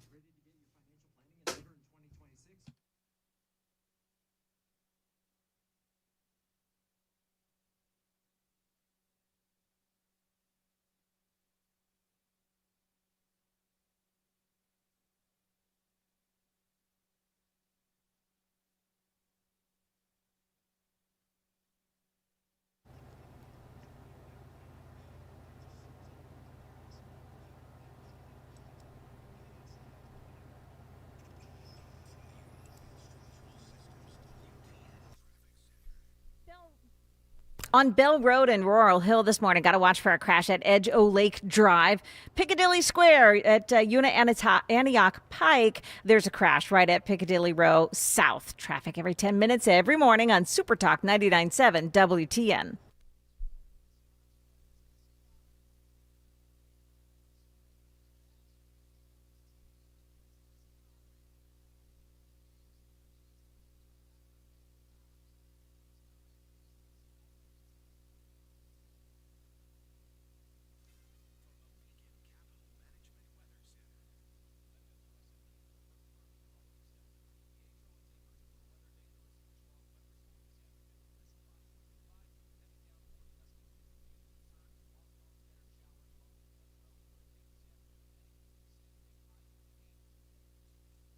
.637 Super Talk 99.7 WTN. Welcome on in, and it is finally a Friday.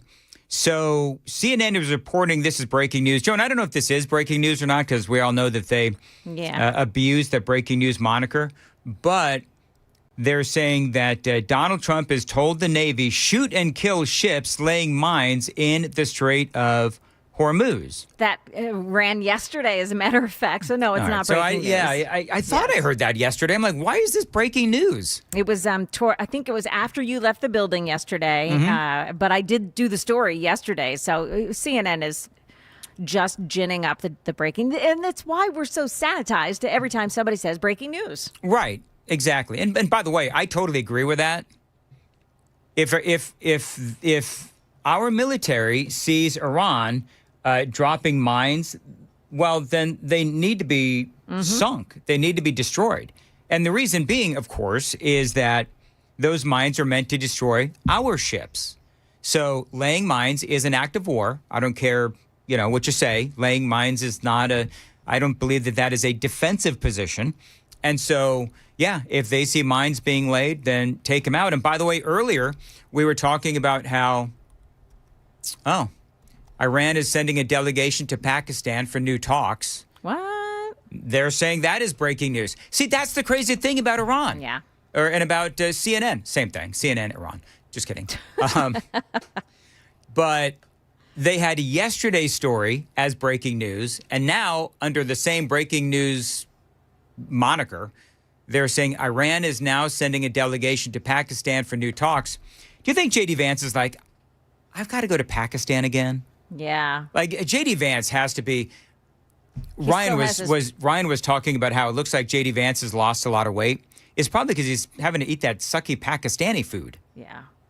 Now, see, that story is not being reported. And my go-to when I have breaking news like that is to go to the Wall Street Journal.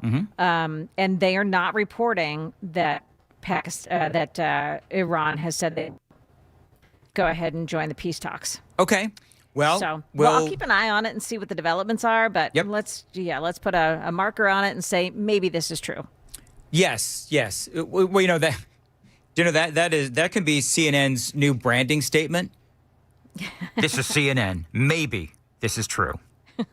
Get James Earl Jones I think it's to perfect. Get James Earl Jones. Oh my goodness gracious, we could do AI. We could use like AI version James Earl Jones. Oh yeah. And start doing like fake CNN branding. Yeah. We'd probably get like sued, that but that's okay because I'm literally worth nothing. So anyway, moving right along. Donald Trump. Don't worry, the station will have you covered. Oh, don't make me say it, Joan. I'm not going to. Come on, go ahead. Nope, moving right along. Okay. Let's see here. Donald Trump was in the Oval Office yesterday. Oh, by the way, another story real quick on the war.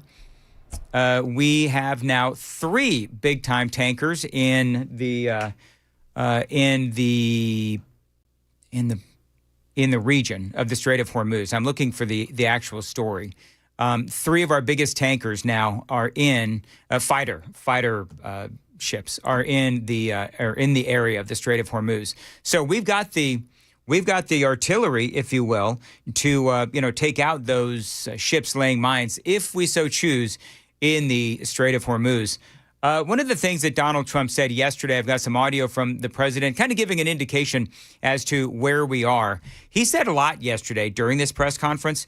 I want to take some of these one by one. So this is President Trump. This was, I think, one of the big quotes from yesterday where the president is saying, listen, I need some audio and video, by the way. This is the president saying, look, don't pressure me. I took the country out militarily in the first 4 weeks. I took it out militarily. Now all we're doing is sitting back and seeing what deal. And if they don't want to make a deal, then I'll finish it up militarily with the other 25% of the targets. We've hit 78% of the targets that we've wanted to hit. We've knocked out their manufacturing. We've knocked out their missile production. We've knocked out their drone production. We've knocked out everything. In some cases, when I say knocked it out, 70, 80, 90%.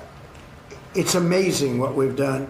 So I've done that within that period of time that I mentioned, but I don't want to rush myself, because every story says, oh, Trump is under time pressure. I'm not, no. You know who's under time pressure? They are.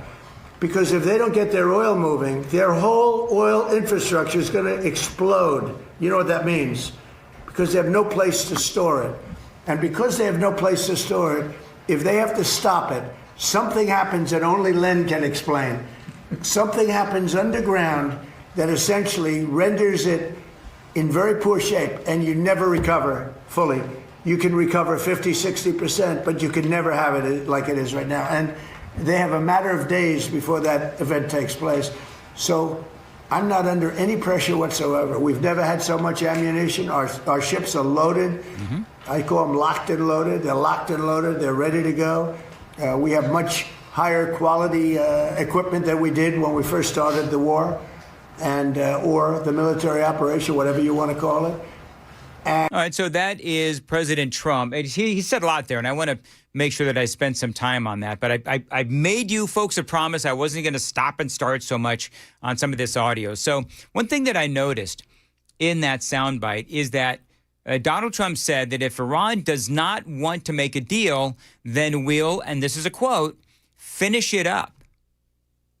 Did you hear that?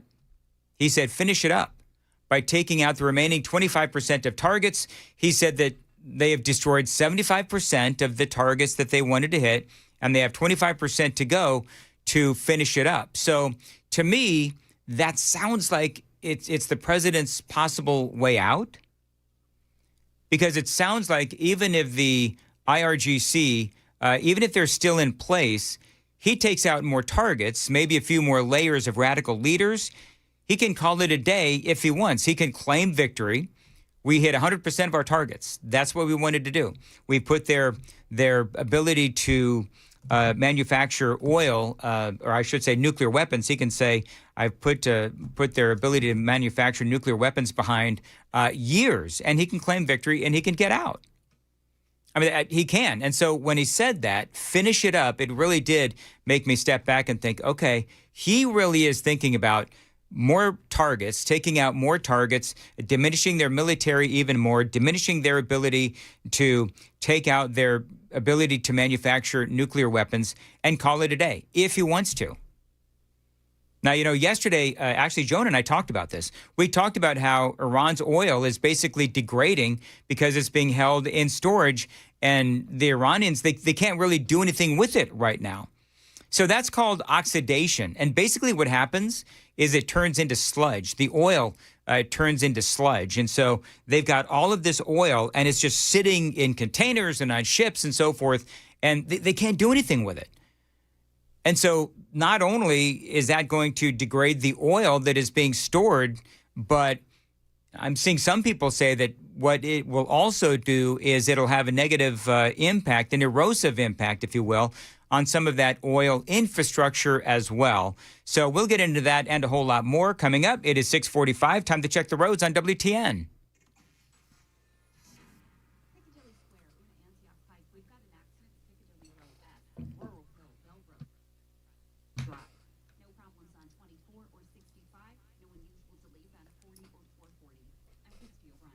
Very good as far as your weather goes. We do have partial sunshine today, breezy, high of 83 with some rain tonight. Saturday, cooling down to 76. Some afternoon showers and thunderstorms on Sunday, partly cloudy.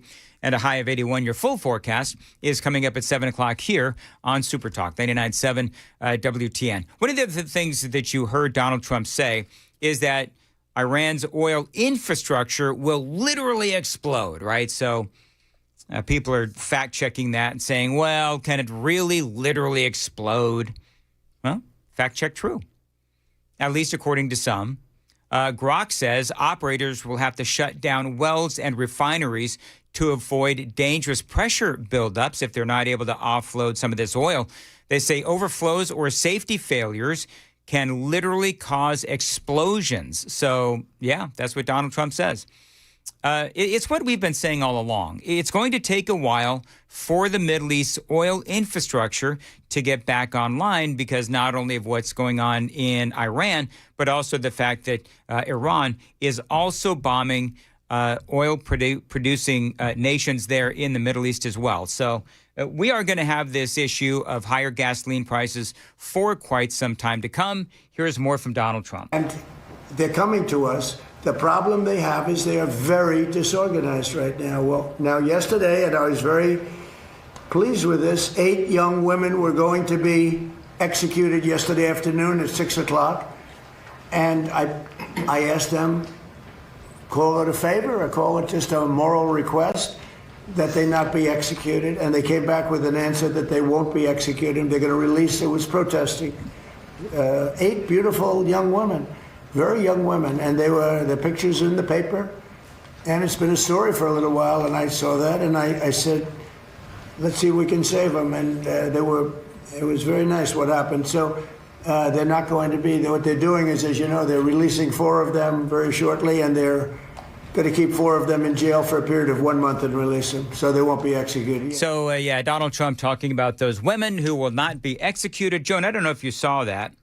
I did. There was this graphic that was on the internet, and it showed 8, kind of glossy photos of these women. A lot of people, most people saying, well, those are AI photos, but they're meant to represent the 8 women that the Iranians are going to hang. And so the gist of the meme or the image was you had these 8 women, looked very westernized and glammed up. A lot of people said, again, they were AI images, whatever. But that is good news, that they will not be executed. Of course, one of the things that I'm noticing about Iran, it's almost like they've got Trump derangement syndrome. Everything Donald Trump says, they come back and they say just the opposite. Yes, absolutely. Yeah, so Iran and the Democrats, they have a lot in common. Anyway, so Iran came back and they said, no, these women were never actually going to be executed, but whatever. Good news is they're not going to be executed. Also, CNN is reporting, I don't know, Joan, if you have been able to verify this through your sources, CNN was reporting earlier that Iran is sending a delegation to Pakistan to engage in talks this weekend. I've checked it out. I have not seen it anywhere else. I have not seen this anywhere else either. I'm not saying that it's not going to happen or that it's not true, but I'm not seeing that anywhere. So we'll continue to look for some verification of that. It is 6:50 on Super Talk 99.7 WTN. Joan has the news coming up at 7. Joan, what you got? Yeah, coming up, the Wall Street Journal has a report that the U.S. is offering a big reward for another leader of an Iranian-backed militia. So we've got that story coming up here. And also the final session of the state legislature, what got passed, what didn't. It's all coming up here at 7 on Super Talk 99.7 WTN.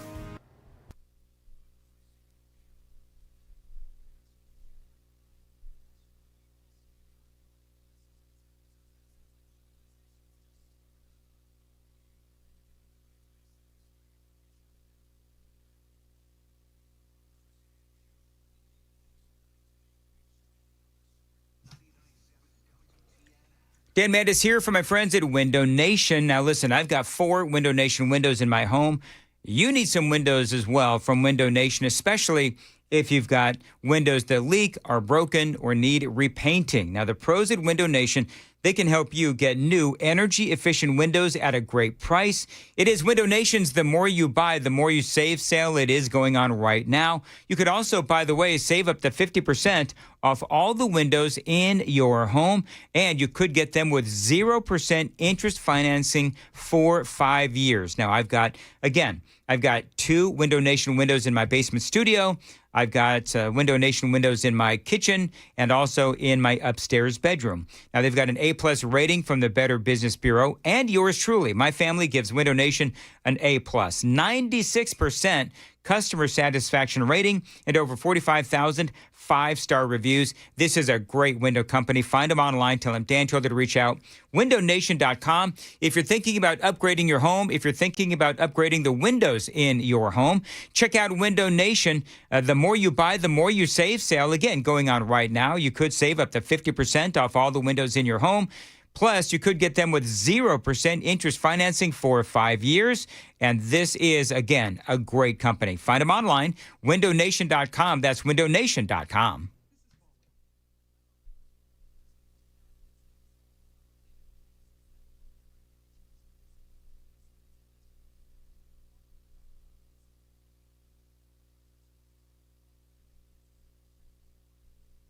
Dan Mandis here for my friends at the Covered Patio. Listen, I've got a back patio. I love my back patio. But you know what? It could be a lot better with a quick trip to the Covered Patio. They've got all kinds of different ways to upgrade your patio. By the way, if you don't have a patio, if you don't have a backyard patio, well, they'll help you build one as well. You can add more living space to your home. You can build or upgrade your patio like I'm thinking about doing. Now, they've got motorized screens so that you can easily keep the patio open when you want some sun and closed when you want some shade. So your back screened-in porch becomes so much more enjoyable. Now, at the Covered Patio, they've got a ton of outdoor living options. And this is coming right at the time when you want to spend a lot more time outdoors. Again, they've got motorized screens, patio covers, custom wooden decks, and outdoor structures as well. They've got a ton of options with styles for every budget at the Covered Patio. They're dedicated to fair prices and customized solutions for your specific home and your specific space. Enjoy your home a lot more with an incredible patio upgrade from the Covered Patio. Reach out to the Covered Patio, 615-695-2407, 615-695-2407. Tell them Dan Mandis told you to reach out, thecoveredpatio.com, thecoveredpatio.com.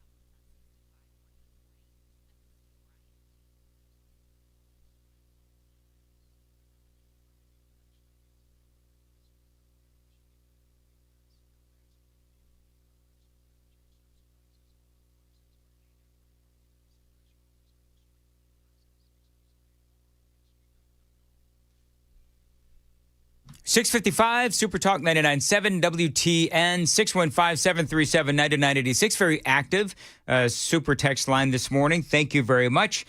We did do a Daily Dan poll earlier. Joan, we're talking about how there's a internet discussion going on. We've been all talking about the Southern Poverty Law Center and how they were funding the very organizations that they were claiming were organizations of hate. And now the internet is saying, just say the internet, just put that in air quotes, that Tucker Carlson and Candace Owens and Nick Fuentes have actually been being paid by the Southern Poverty Law Center to flip conservatives. Now, I want you to think about that. And we had a longer discussion in the 5 o'clock hour about this. But Candace Owens and Tucker, you could say that they kind of flipped on a dime. And the level of TDS within Tucker going on his podcast and actually apologizing for, recommending and campaigning with Donald Trump. The whole thing is just silly. Candace Owens, we've talked about her before. And so the level at which they're going after Donald Trump, it makes all the sense in the world. Now, I don't know if this is true at all, if the Southern Poverty Law Center is actually paying them to try to flip Republicans or conservatives. But you know what? It would track.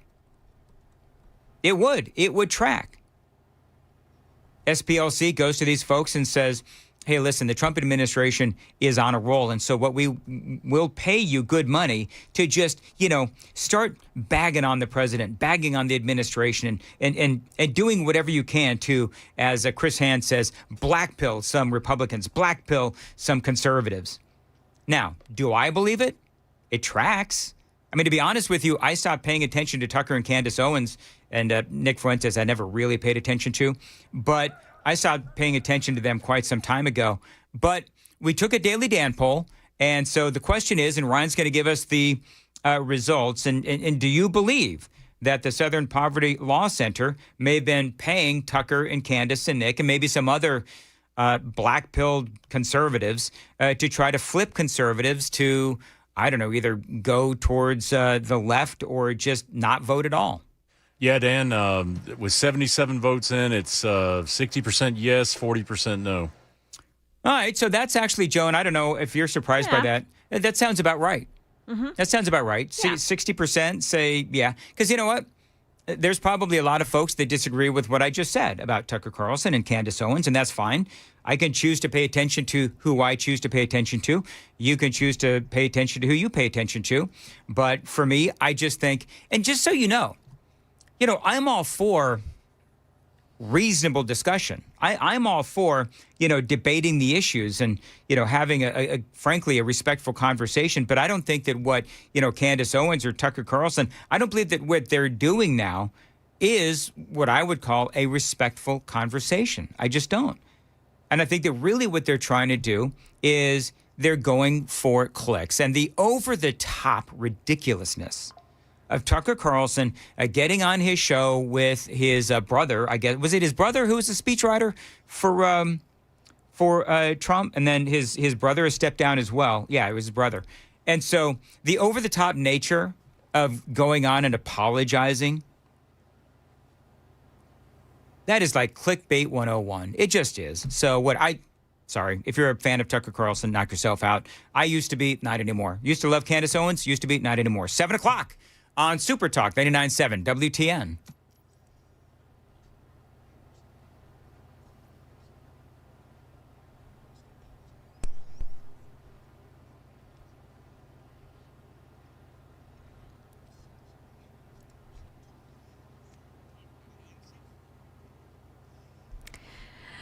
Good morning, 7 o'clock. I'm Joan Jones with your top stories. And CNN, as we've been saying, is reporting that Iran is sending a delegation to Pakistan for talks. It's not clear if the U.S. is going to engage in those talks, according to CNN.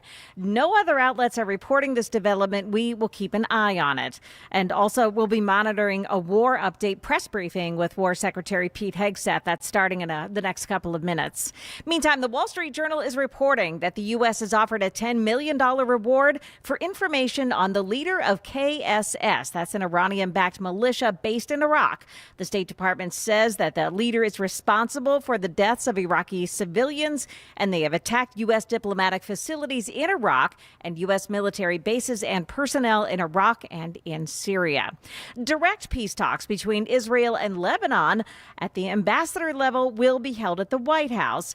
But what about those talks between the U.S. and Iran? Well, the White House says that there is no deadline, and President Trump says he won't be rushed. Showdown in the Strait. President Trump announcing he has ordered the military to, quote, shoot and kill any Iranian boats that may be laying mines in the vital passageway. The U.S. is also enforcing its own blockade of Iranian ports. We intend to conduct the boarding of your vessel, stopping tankers from coming or going.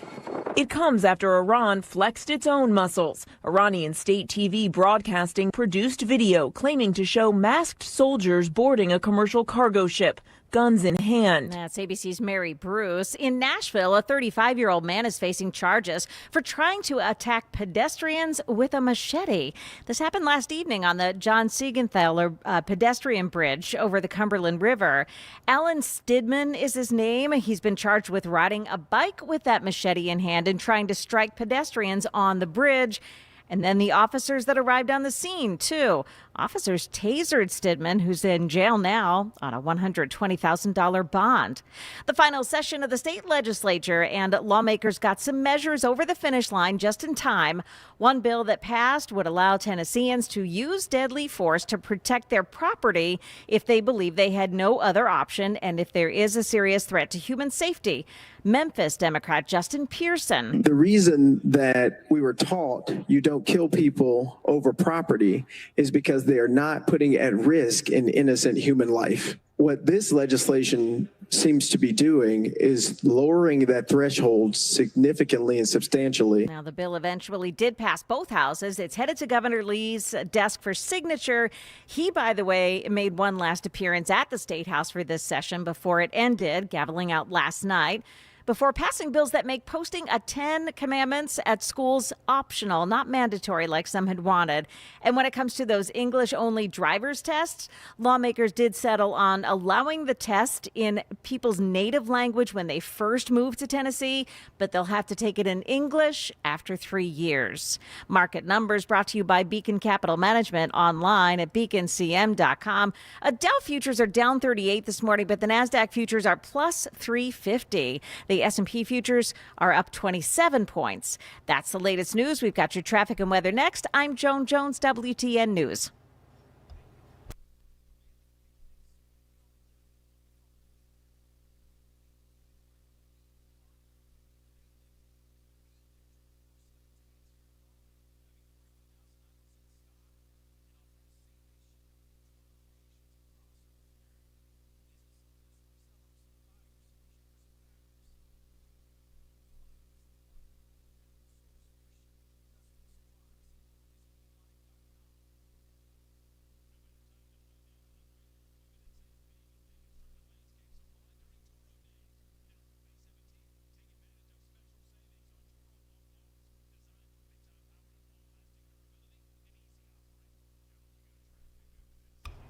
Thank you.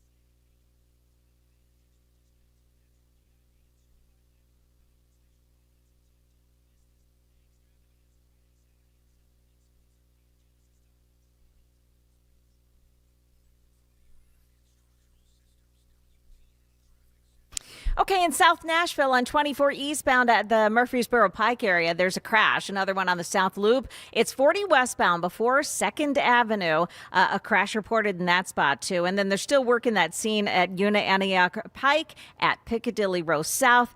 They're working an accident scene in that spot. Traffic every 10 minutes every morning on Super Talk 99.7 WTN.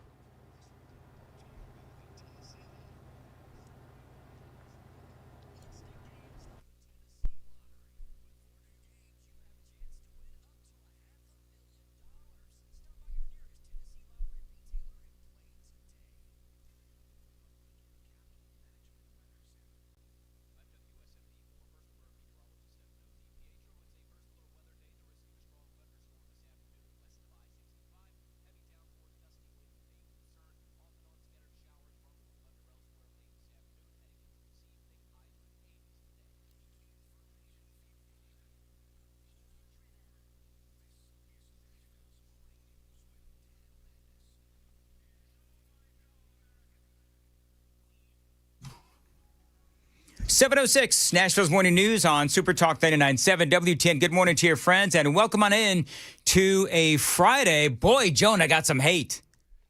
You want to hear some hate? On a Friday? Okay, go ahead. You know, I said what I said. Oh, boy. Tucker Carlson and Candace Owens. Yeah. So 3171 says, the only reason you dislike Tucker and Candace now is because the dear leader told you to stop liking them. LOL. That's a cult. What? So I pointed out to 3171, you might want to rewind the tape a little bit because I defended Riley Gaines when the president suddenly said he was not a fan of Riley Gaines. So remember that whole thing? Which annoyed the living crap out of me with the president. So, but whatever, 3171, that's all fine, well, and good. Coming up at 7:35, Scott Sapicki is going to be joining us. State Representative Scott Sapicki is going to be joining us. Yesterday was the last day of the state legislative session. So we're going to talk about a number of things. The biggest thing I want to talk to him about is Memphis schools, Shelby County schools. We talked about this yesterday, where the state is now going to take over Shelby County schools, and with good reason. So we're going to talk about that, but I'm also going to talk about Nashville and Davidson County schools and see if Metro Nashville, see how they are doing. Because, you know, years ago, the talk was that the state was going to take over not only Memphis, but Davidson County was always involved in that conversation as well. So we're going to talk about the state of the schools here in Metro Nashville. That's a couple of things I'm going to talk to Scott Sapicki about. You know what I'm really looking forward, though, to, Joan? Today at 8:06, I'm going to speak to a Metro Nashville police officer. His name is Dolan Escarcita, and I'm hoping that I'm saying his name right. But Dolan is a Metro Nashville cop, and he is using a very unique way. He's got a very unique way of reaching inner city kids here in Nashville. It's a really interesting story. He's going to be here. He's going to be in studio, and I cannot wait for 8:06 here on Super Talk 99.7 WTN, just to know where we're going. Real quick, we've got a couple of things that are sort of up in the air right now. Pentagon is Pete Hegseth is giving a bit of a press conference. I think that's either right now or in a few minutes. That's number one. Number two, there is a story out there that CNN is reporting that Iran is going to go and participate in some talks with America. Supposedly that is going to happen. CNN is reporting it. We can't seem to find that anywhere else. No. So I don't know. But Pete Hegseth is talking right now, so we may know more about that. Yes, in the coming moments. CNN is saying, sources are saying that Iran is returning to talks, and so we'll see. And CNN is also reporting, just popping up here on the wire, that Benjamin Netanyahu has undergone treatment for prostate cancer. Okay. He was diagnosed, I don't know, but he's done it sort of backdoor. Maybe they don't have requirements of checking. Oh, that was a very bad choice of words. Hey, Joan, welcome to my world. Thank you. Yeah, you're rubbing off on me, Dan. That's not a good thing. Mm-hmm. Anyway, he released the results of his annual medical report, saying that he was diagnosed with cancer by 2 months, so that he could undergo this treatment quietly. So they hate Benjamin Netanyahu, so they're going to spin it in a way that makes it seem like he's done something awful. So. All right, very good. Thank you, Joan. Real quickly, I got a lot that I want to do in this segment before Scott comes in at 7:35. One thing, we all have been frustrated over the Somalian fraud, right? We've been talking about the Somalian fraud in Minnesota and other states as well. Marco Rubio has now made an announcement that we are no longer, need some video here, gentlemen, we are no longer going to be sending any aid to Somalia. Love this. Of our foreign policy, and it should be used for the purpose of furthering the national interest. That doesn't mean we don't care about human rights. That doesn't mean we don't care about starvation. That doesn't mean we don't care about hunger. That doesn't mean we don't care about humanitarian need. What it does mean, however, is that even foreign aid, which is not charity, it is an act of the U.S. taxpayer. Now, American charities are free to give their money to whoever they want, as long as it's not a sanctioned entity. But the United States and the taxpayer money should be spent in furtherance of our foreign policy, should be spent in places and on things that further our foreign policy. And even that is not unlimited. We have a limited amount of money that we can dedicate to foreign aid and humanitarian assistance. And that has to be applied in a way that furthers our national interests. And that's what we have sought to do as well. And in that endeavor as well, we have empowered the regional bureaus and our embassies to play a dramatic role. In fact, they are not just the implementers of this. They, in many cases, are the ones that are suggesting and are leading the response. And so bringing the tools of foreign aid underneath the umbrella of our broader foreign policy has been an important and dramatic reform. Even in the midst of all that, I love that we are no longer going to, because, we talked about that the other day. We talked about where, here we are giving Somalia, of all places, and all this money, and it goes to the corrupt governments and so forth. And so I'm not going to belabor the point. I do love that is what we're doing. I didn't see this coming today, though. We have Molly Ringwald. Now, everybody knows who Molly Ringwald is, right? Molly Ringwald of Breakfast Club fame. And for you younger folks, she is an actress, and she is calling ICE agents monsters. That's right. Molly Ringwald is calling ICE agents monsters. I'm gonna play some of this for you, only because it really tells you where the left is right now. And I was talking earlier. Actually, do you know what's funny? Was it 3171, who's a hate listener? I just mentioned him a few moments ago.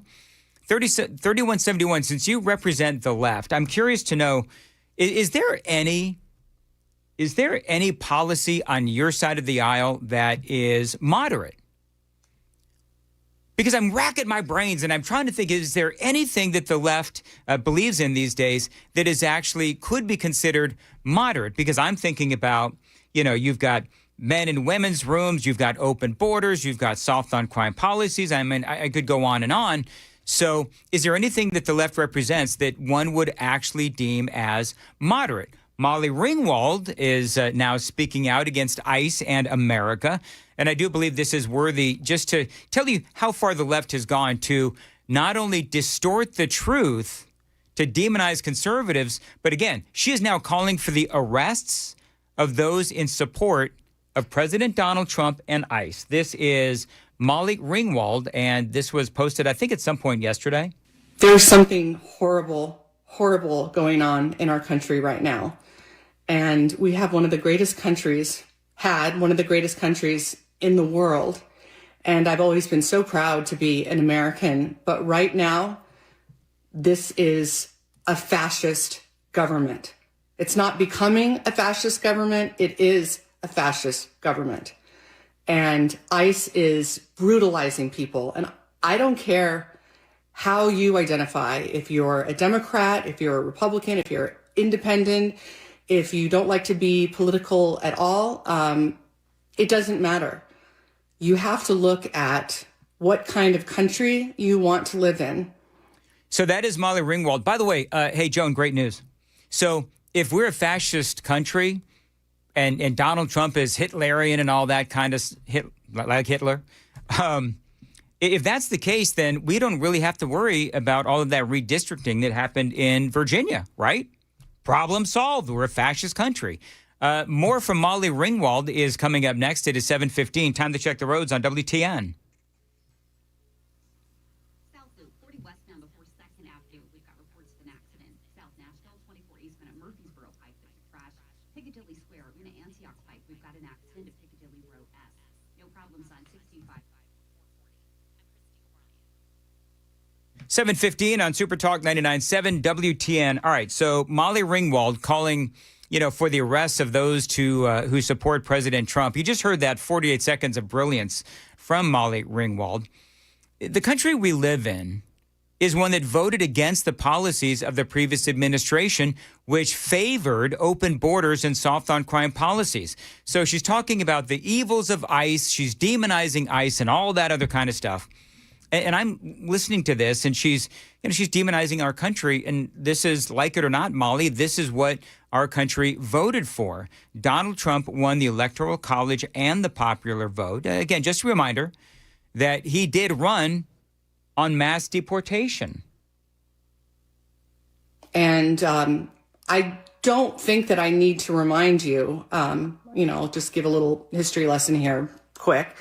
But, if you look at what happened in France, where I lived for a few years in my 20s, they were taken over by the Nazis. They were invaded, they were taking over, and a lot of people collaborated.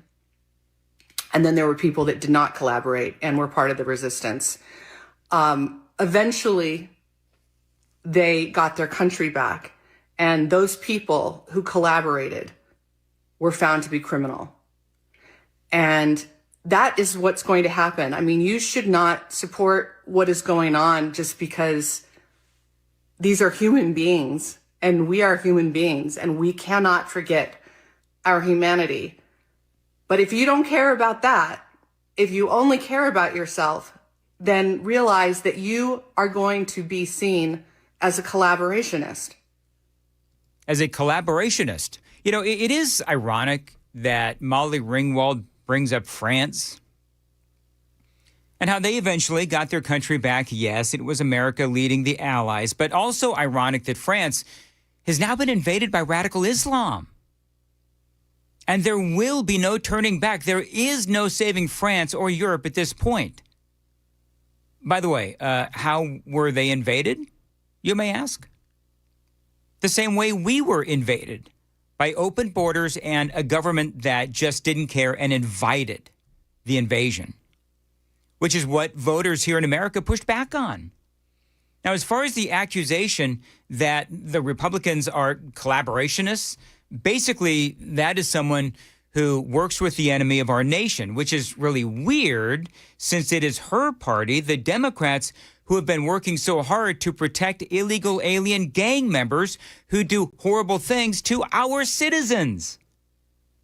Behind the wheel of semis, which has been part of the conversation this week, or specific acts of violence. So please use your voice and protest. These are children. These are children who are being taken away from their parents. These are mothers who are being killed. These are fathers. These are ICU nurses. These are people that are good people. That now their families have to grieve them for doing nothing except for standing up for what's right. For keeping women from being brutalized by these monsters. So, again, ironic, and I could just use her words and flip them all day long. So she is saying that ICE agents who are the monsters and not the ones who are doing horrible things to women and children? I mean, wow. See, that's the incredible part about this audio and video is that she is describing ICE agents the way most folks would describe the illegal alien gang members, right? It's sad. Delusional, I think. And I would also mention, by the way, to Molly Ringwald, that these guys who are here illegally and have killed far more women than ICE agents have ever. And the ICE agents are the ones trying to stop them. So it's backwards thinking. And by the way, this is National Crime Victims Week. That's right. National Crime Victims Week. Not one word from Molly Ringwald on thinking about the families of crime victims. Not one word. By the way, along those same lines, this headline, ICE, the ones that Molly Ringwald hates so much, ICE nabs illegal aliens convicted of child sex crimes and meth trafficking. Yep. You had a guy who had already been busted for lewd acts with a child. He was from El Salvador. Another guy was from Mexico. He was convicted of sexual assault. And yet another one was convicted of assault by strangulation in North Carolina. ICE are the ones that are trying to stop guys like that. Guys like that are the ones that Molly Ringwald and the Democrats and people of her ilk are trying to save. Unbelievable. It is 7:21 on Nashville's Morning News on Super Talk 99.7 WTN. Joan has the news coming up at 7:30. Joan. Got a chance of storms. It's kind of weather talk here coming up here on Super Talk 99.7. Storms coming tonight, storms coming Monday, little rain in between. We've got the details for you coming up at 7:30 right here on Super Talk 99.7 WTN.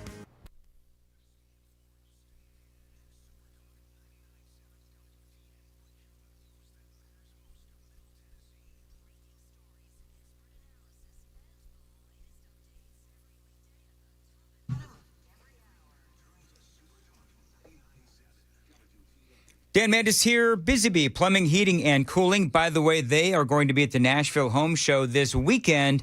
And listen, they are in the middle of their spring Breathe Easy package upgrade. Here's what you need to know. Your HVAC has been sitting and collecting dust and allergens. Now, you don't want your family to breathe all that junk. Busy Bee, they can help you. Their Breathe Easy package is a full system refresh to clear out all of those allergens, all of that dust, and all of that pet dander as well.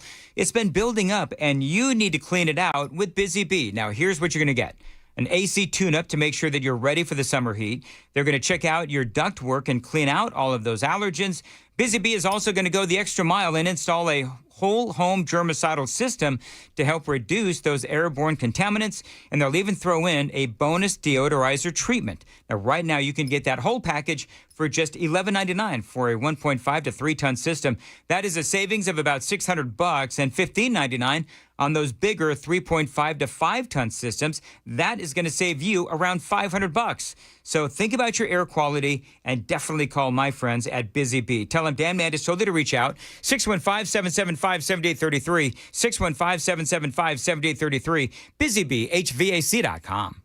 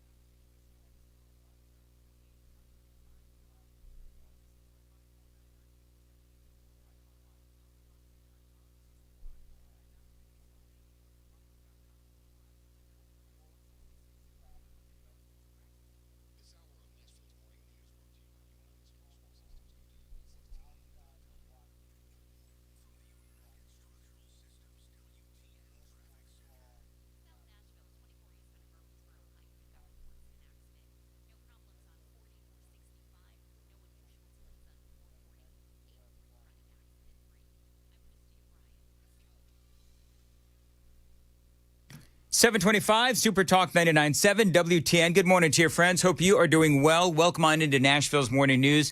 Scott Sapicki is going to be here at 7:35. I've got some audio from Pete Hegseth, the Secretary of War. This is video and audio as well. Ryan, if I could, and Joan, I don't know if you're monitoring the press conference. You probably are. I definitely am. So I love the message of this. Listen to this. It's also worth saying, this should not be America's fight alone. We barely use the Strait of Hormuz as a country. Our energy doesn't flow through there, and we have plenty of energy. Just look at the new global Congo line headed to Texas. A beautiful picture. Europe and Asia have benefited from our protection for decades, but the time for free riding is over. America and the free world deserve allies who are capable, who are loyal, and who understand that being an ally is not a one-way street. It's a two-way street.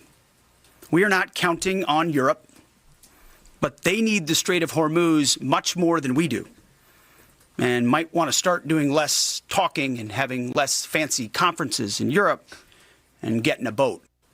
So that is Pete Hegseth. Obviously, the quote there is the free ride is over.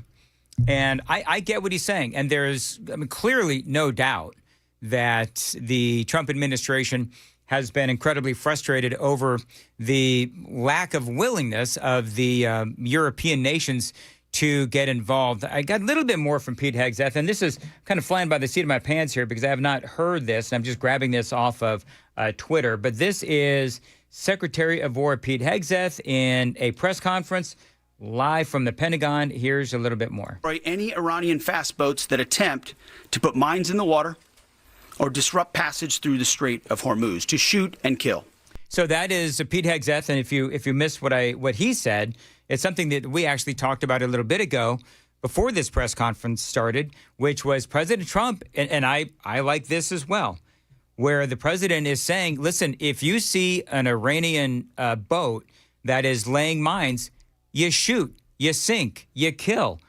If they're laying mines, they are looking to sink and kill our boats or boats of our allies or countries not even involved in this. So absolutely, we should sink their boats and kill the people on the boats. I don't have a problem with that. Do you? Any Iranian fast boats that attempt to put mines in the water or disrupt passage through the Strait of Hormuz, to shoot and kill.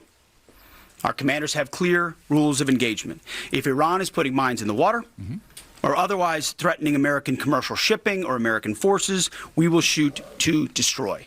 No hesitation, just like the drug boats in the Caribbean. It's also worth saying, this should not be America's fight alone. We really use the Strait of Hormuz as a country. All right, so we heard that part before. So, yep, it sounds like this is, the gauntlet being thrown down, if you will. Joan, you've got more on this coming up. It is coming up on 7:30. Scott Sapicki is supposed to be here in the next few minutes. Hopefully he'll join us coming up after the news at 7:35 right here on Super Talk 99.7 WTN.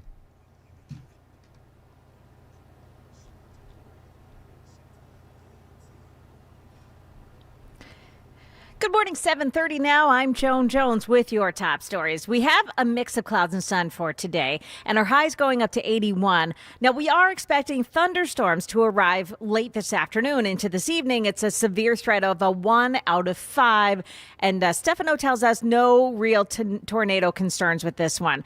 There's a higher chance of thunderstorms on Monday, but still, the chance of tornadoes remains very low. Well, you may have noticed the skies today may be a little bit smoky. That's because of huge wildfires that intensified yesterday in Georgia. And new evacuation orders were issued in Brantley County in Georgia. Wind-driven wildfires there scorching more than 34,000 acres, destroying more than 80 homes. Authorities say in the past 24 hours, at least 34 new fires have broken out across the state. The two largest, the 5,000-acre Highway 82 fire outside Savannah in Brantley County, and the nearly 30,000-acre Pineland Road fire south of there, are both still out of control. That's ABC's Morgan Norwood. The 114th Tennessee General Assembly gaveling out last night, wrapping up some legislative priorities for the Republican majority, including a bill sponsored by State Rep Kip Capley that allows Tennesseans to use deadly force to protect their property. If someone is destroying your property, you can use lethal force to protect it. Debate generated some personal jabs from Democrat Justin Jones. No relation. I think the people of your district deserve better. And I hope you would be very serious in considering legislation like this. And you can laugh all you want, but I see that your answers are non-existent, just like your hairline. I call Representative Jones of Davidson out of order in violation of Rule 19. Yeah, so this is the end of the era for Lieutenant Governor Randy McNally. He is retiring after nearly 50 years of public service. Jeremy Faison retires as well. He's the current House Republican caucus chair. And State Rep Johnny Shaw will retire. It's also Governor Bill Lee's final session as governor. That is the latest news, traffic, and weather next. I'm Joan Jones, WTN News. Thank you, Joan. All right, I'll go. Thank you, Joan. 7:35, Nashville's Morning News on Super Talk 99.7. The Wellness Institute of Nashville and Dr. Kevin Mitchell. Now, when I came to Middle Tennessee many years ago, 12 years ago now, riddled in pain, heard a commercial just like this one, and said, you know what, I'm going to go check out that Wellness Institute of Nashville. They fixed my back and neck pain. They can fix yours as well. So listen, if you do have back or neck pain, sciatica, slipped or bulging spinal discs, herniated discs, spinal stenosis, numbness or weakness in the arms and legs, fingers or toes, that can all be a past memory of yesteryear. And right now, you can get that non-surgical spinal decompression 47% off when you call them at 615-246-5009 and mention my name, Dan Mandis. 615-246-5009 here at the Wellness Institute of Nashville. Non-surgical spinal decompression. You're going to feel better, and you're going to feel a whole lot better at a cheaper price as well. But, you know, they're famous not only for non-surgical spinal decompression, but also they've got a lot of other technology as well. Robotic lasers, anti-gravity machines, cryo machines, stem cell stimulation machines, all at the Wellness Institute of Nashville. Check them out, 615-246-5009, 615-246-5009, painisbad.com.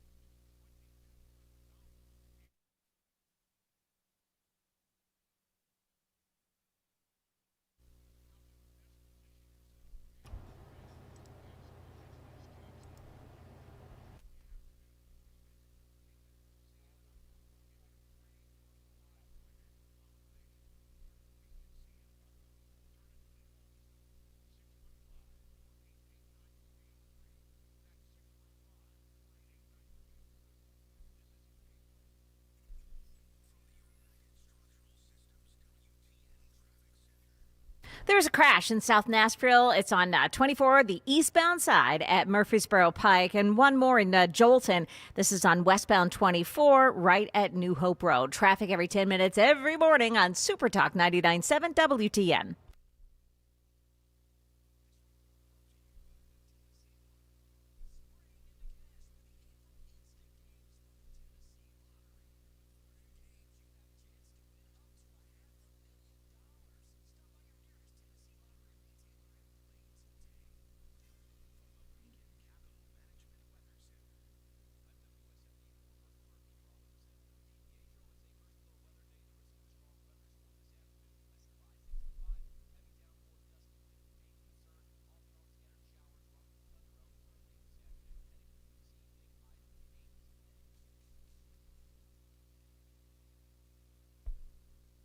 736, Nashville's Morning News on Super Talk 99.7 WTN. State Representative Scott Sipicki is joining us in studio, and representative out of Culleoka. Culleoka. See, that's why I never say it. You. Because I can't say it. Culleoka. Just say the you. Culleoka. Culleoka. There you got it. You're a native. He'll still shank it. Just Shut saying. up, Joan. You know, she bothers me even when she's at home in her pajamas. Anyway. She's an Eagles person. What do you say? Oh, come on now. E-G. Oh. All right, moving right along. Moving right along. Real quick. So let's talk. I got a lot of stuff I want to talk to you about. So, Sure. You and I have been talking for a long time about what has been going on in Memphis and Memphis schools and how bad Memphis schools are. So, I mean, years ago, you and I were talking about, and I've been reporting on the state taking over. The talk was Memphis and also Davidson County. So you guys finally pulled the trigger on Shelby County, on Shelby County, Memphis schools, right? Sort of. Oh, okay. I know what you're not targeting them. That's one of the things that I noticed. We pulled the trigger on accountability. Okay. Enough's enough. Yes, and I get that. So I feel like this has been a long time in coming. Have they shown any improvement over the last couple of years as this conversation has been taking place? Well, yes, very shallow improvements. If you look at where we are educationally in the state of Tennessee, it started with a lot of the policies 6-7 years ago that we started to invoke in education. Literacy, math, third grade retention, intervention, right? Getting these kids recovering from a really failed policy, Dan, of sending the kids home during COVID. We know that was a huge mistake. Huge mistake. Across the country. Across the country. Yep. So we now the whole term of learning loss. But what we haven't seen in Memphis is the educational recovery from COVID that the rest of the state has been invoking, including Nashville. Okay. So this feels like, and as I read this, it feels like this basically takes power away from talking about accountability, the Memphis School Board. You have one school board member named Stephanie Love who calls this shockingly racist. Talk about that aspect of what you're trying to do. Well, what we're trying to do is give our children in the state of Tennessee, through their education, the ability to get the best opportunity moving forward, right? That's our job. Yep. Our job is to make sure that when they graduate, that piece of paper that they have means that they know and they can choose what they want to do, from military service to career technical to community college, or go to a 4-year college, right? Let them choose what they want to do because they're qualified to make that choice. Memphis has not been living up to that bargain. They have not been graduating these kids on a basis of being able to choose and do what they want to do, and therefore what we've exposed in the Memphis Safe Task Force were the gangs, the criminal activity, the drug use, right, by young people. And so we stepped in there and said, okay, this exposed an overall problem, but what was causing the problem? The educational system and the corruption in Memphis. Okay, so let's talk about the corruption. Yes. What corruption is there, and will what you folks are trying to do in the state legislature, will it fix that? I think so. So it's when we triggered the audit in Memphis, we had heard anecdotally there are problems in the financial reporting of Memphis. There are problems with the way money is being allocated in Memphis. There are problems with the contracts in Memphis, right? But the comptroller said, you know what, let's not have us do this. Let's contract this out with one of the best auditing firms in the country and let them come in independently, so there is no bias here, and let them show us exactly what's going on. They came back to us, Dan, 25% into this, and said they have never seen it this bad on this kind of scale. Wow. Now, that made us all step back and go, wait a second here. Do you know we contribute $1.7 billion a year to Memphis? Yep. Okay, we got to get a return on that investment. They have about almost 25% of the kids in our school systems. Okay, so we have a huge investment down there.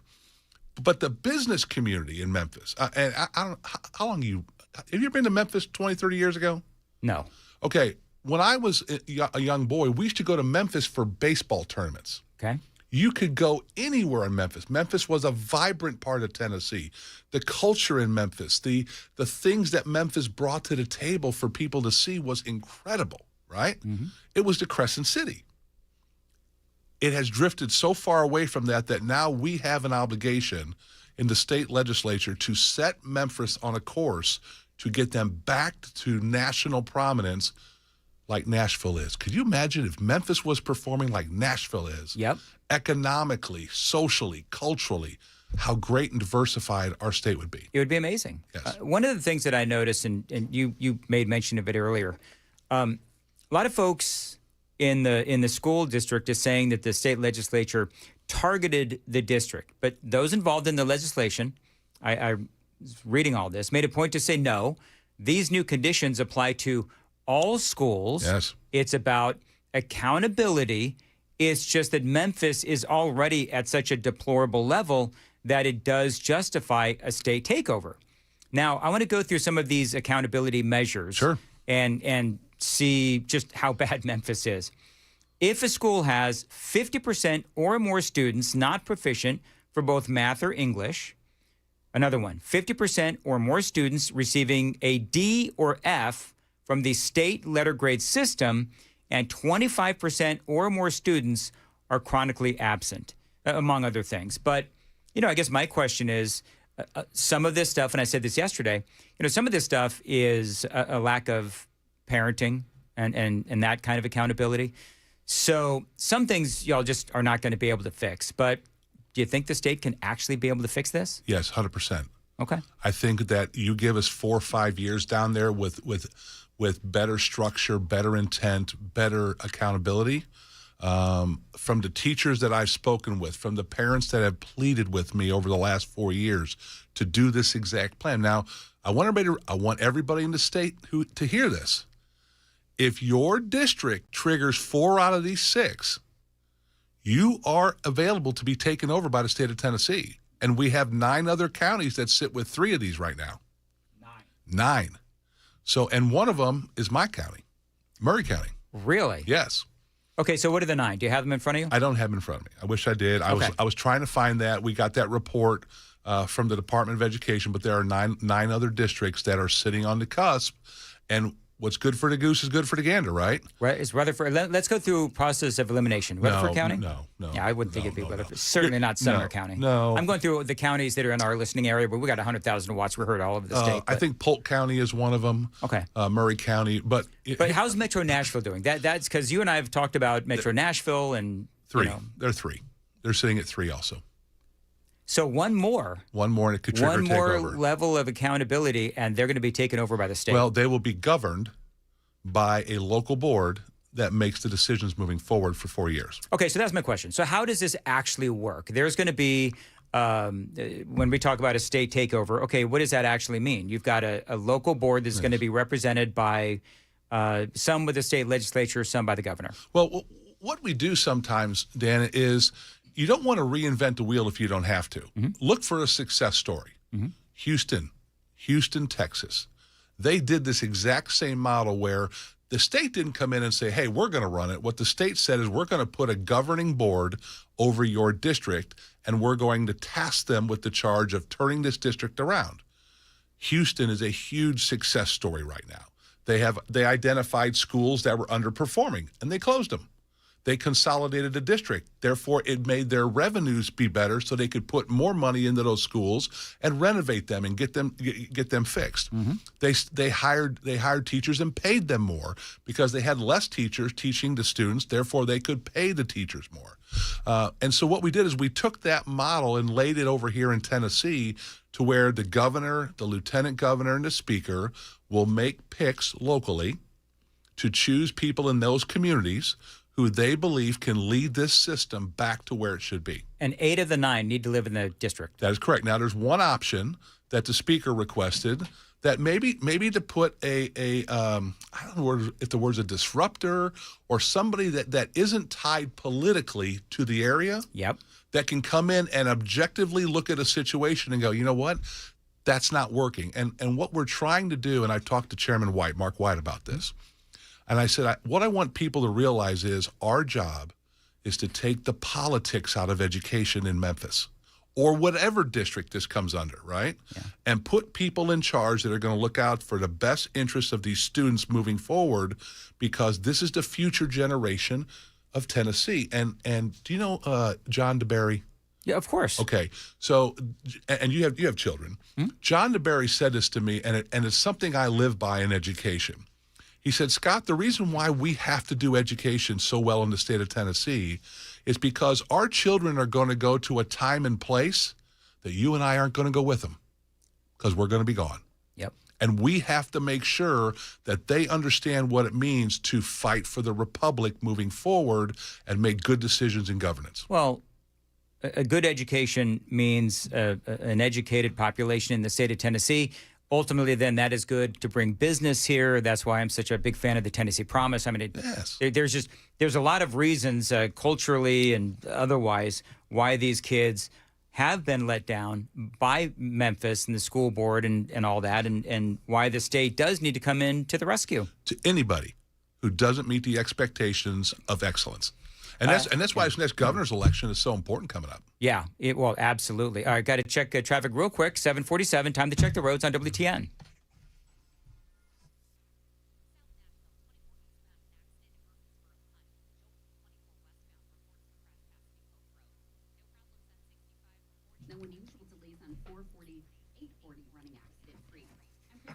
As far as weather goes, partial sunshine today, breezy, rain tonight, a high of 83. Saturday, cooling down to 76 with some afternoon showers and thunderstorms. Sunday, partly cloudy and a high of 81. Scott Sapicki, state rep, is joining us here in studio in our final moments. So yesterday was the last day of the session. How unfair is it for me to say, hey, we've got 3 minutes left. Give me the highlights. 3 minutes. Yeah, but we've been talking about some of this stuff through the session with various folks. I'll give you the 30,000 foot level, okay? Okay. We probably are leading the nation right now in cracking down on illegal immigration. We are leading the nation in looking at, we've heard the issues with people that can't read or speak English, driving these big semis and stuff coming through our state. Yeah. We've cracked down on that. We have really gone after human trafficking. English only driver's tests. Correct. That's correct. Good job. That's correct. We are looking at in education, higher education. Dan, we've got to get better results from higher education. Trying to shake that up a little bit and make sure that we're getting the best results from there. In criminal justice, if you commit a crime, you're going to do time. How many vouchers ended up being approved? 35,000. Because I know that there was like 5,000 that were sort of left somewhere and they didn't get approved. It was supposed to be 40. Yeah. And finance thought it'd be prudent to cut it back to 35. Okay. And so we cut it back to 35. And then this year, and I'm telling you, this is what's very important for the people of Tennessee, is when we take the test this year on the Education Freedom Scholarship, what those results are going to look like, and we expect them to be very good. We also expect our third grade test this year to be excellent. Okay. And we are very close. We 8 years ago when I got to the General Assembly, we were 47th in education. We're now 22nd. Nice. We are getting close. But here's the problem, Dan, and you notice just like in sports, when you're trying to climb over the top 20, those are people that are doing it pretty well, so you got to start to make some tough decisions. Okay, the stand your ground kind of law. Tell me about that. This was yesterday. Justin Jones, insulting somebody's hairline, that whole thing. Well, it's ridiculous. So what the bill does is, if you feel that you are being threatened on your property, or somebody has come onto your property and is destroying your property, you do have the right now to use lethal force. Now, please make sure that you feel threatened and make sure that you can prove you've been threatened, because the law still does apply to you if you can't prove that. If somebody, well, yeah. I mean, so be careful. It doesn't give you the right. How can people find the guidelines? I mean, it's... Well, it'll take some time to flesh out through government operations, on rule promulgation and the law and the Attorney General. But if somebody happens to cross your property, like trespassing, quote unquote, but I probably wouldn't draw down on them. But if you feel like somebody is coming onto your property to do your property harm or you harm, then this law, once the governor signs it, now it's not law yet. Right. But once the governor signs it, it does become law that you are authorized to do that. So will there be some sort of, I don't know, like if somebody is trying to break into somebody's car, right? Yes. Then that is property. It's considered your home, your castle. So be careful. I can't tell you can do it. Okay. What I can tell you is the law says if you feel reasonably threatened, then you are allowed. Obviously, think before you shoot. Yes. Clearly. Because you can't take the bullet back. Scott, I love the state legislature. I love what you guys do most of the time. Okay. Here it comes. But medicinal marijuana, is that ever going to happen in the state? You know, I think so. I do. I think, and I serve on insurance, and we talk about this all the time, Dan. How do we prevent a king, and how do we prevent wholesale expansion? And I'll give you a great example. Okay. Somebody runs a bill on something. The next year, somebody adds something to it and adds something to it. And before you know it, the original intent is gone. The original intent of medical marijuana is, you've got people with seizures, you got people with epilepsy, you got people with long-term care, pain. PTSD things. Right. Yeah. That we know that works. Now, let's all agree with this. This is not the marijuana from 1960 that you're smoking now. Right. This is high-grade, industrialized, grown to have high levels of THC and high levels of dependency. It's regulated. But it's really good stuff, right? That's what they're telling us. And so what we got to do, Dan, is we got to figure out how can we keep this genie in a bottle for those things that we all agree could help people. End of life, right? Pain medications, right? I don't think people in the general assembly would be against that. Well, I shouldn't say people. I would say a majority of the legislators, if we could keep that genie in a bottle and regulate it and keep it very tight of what you could use it for, then I think we can have a fair and open discussion on that. So when? It happens every year. It just never gets out of committee because we can't nobody has been able to figure out how to keep the genie in the bottle. Well, you guys are really smart. Somebody's got to have. We're getting close. Are you getting close? Yeah. Like maybe next year? I think we're getting close to where, and you may want to talk to him. I'm not going to speak for him, but I think we're getting close with the speaker that maybe we can figure out how to make this so tight. And the legislature changes every 2 years. But we got to have some type of agreement is we're not going to say, I want to run a bill that a migraine qualifies for this, right? No. Is this the kind of thing, and this may be an unfair question, but is this the kind of thing you said it can't get out of committee? Is this the kind of thing where they're sending it to committee to kill it? No. I think that I've sat in on some of these discussions. They're very deep. There are experts involved that are telling us about the long-term problems with marijuana exposure, with schizophrenia and all that stuff. But I think that conversation is valid. I think it's going to continue. And my gut feeling is if we can figure out a way to make this tight, I think for those things I talked about, possibility. Thank you, Scott Sapicki. I could berate you more on this, but I'm out of time. Lucky you. Anyway, thank you for being a good sport. Thank you for coming down to the studio, and we'll talk to you again soon. All right, 7:54. Joan's got the news coming up at 8 o'clock. Joan, what you got?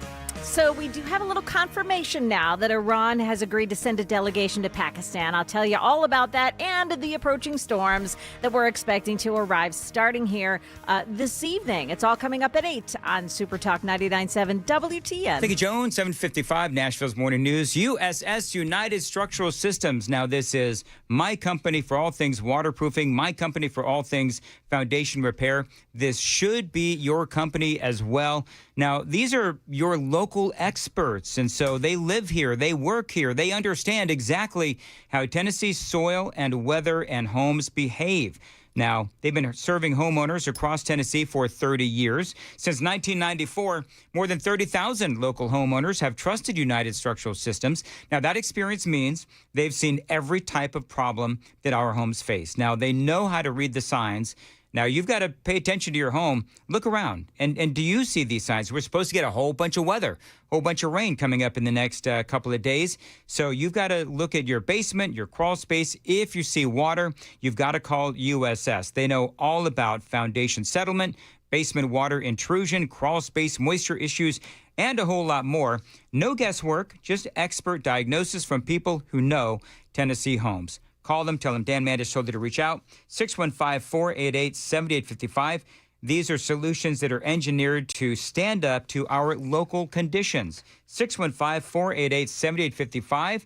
Book your free home inspection right now, USSTN.com. Always tell them Dan Mandis told you to reach out, USSTN.com.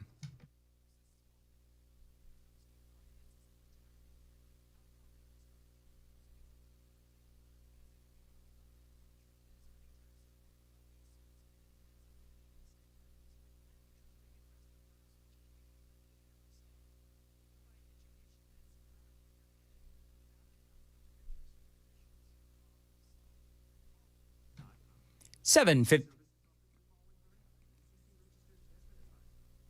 7:57, my bad. 7:57, Nashville's Morning News on WTN. Dan Mandis here, lifelong dog owner. If you have a dog that needs training, if you've got a dog that has aggression issues, potty problems, anxiety, basic obedience problems, well, let me tell you something. My friends at Ridgeside K9 Nashville, they can help you. They are expert. They are the elite dog trainers in Middle Tennessee, and they can help your dog with just about anything. Now, not only do they help train your dog, but they help train you as well. They know that owner education is just as important as dog training, and long-term success with your dog begins with you. And Ridgeside K9 Nashville, they've got a lifetime support guarantee. They are there for you 24/7. So check them out online, of course, Ridgeside K9 Nashville, rsk9nash.com. That is the letter K, the number 9, rsk9nash.com. Veteran-owned, proven results, and guaranteed for life.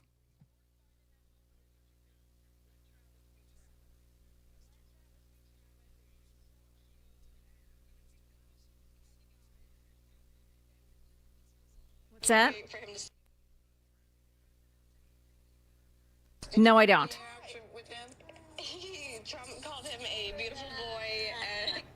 That's the traffic center on this one. That's okay.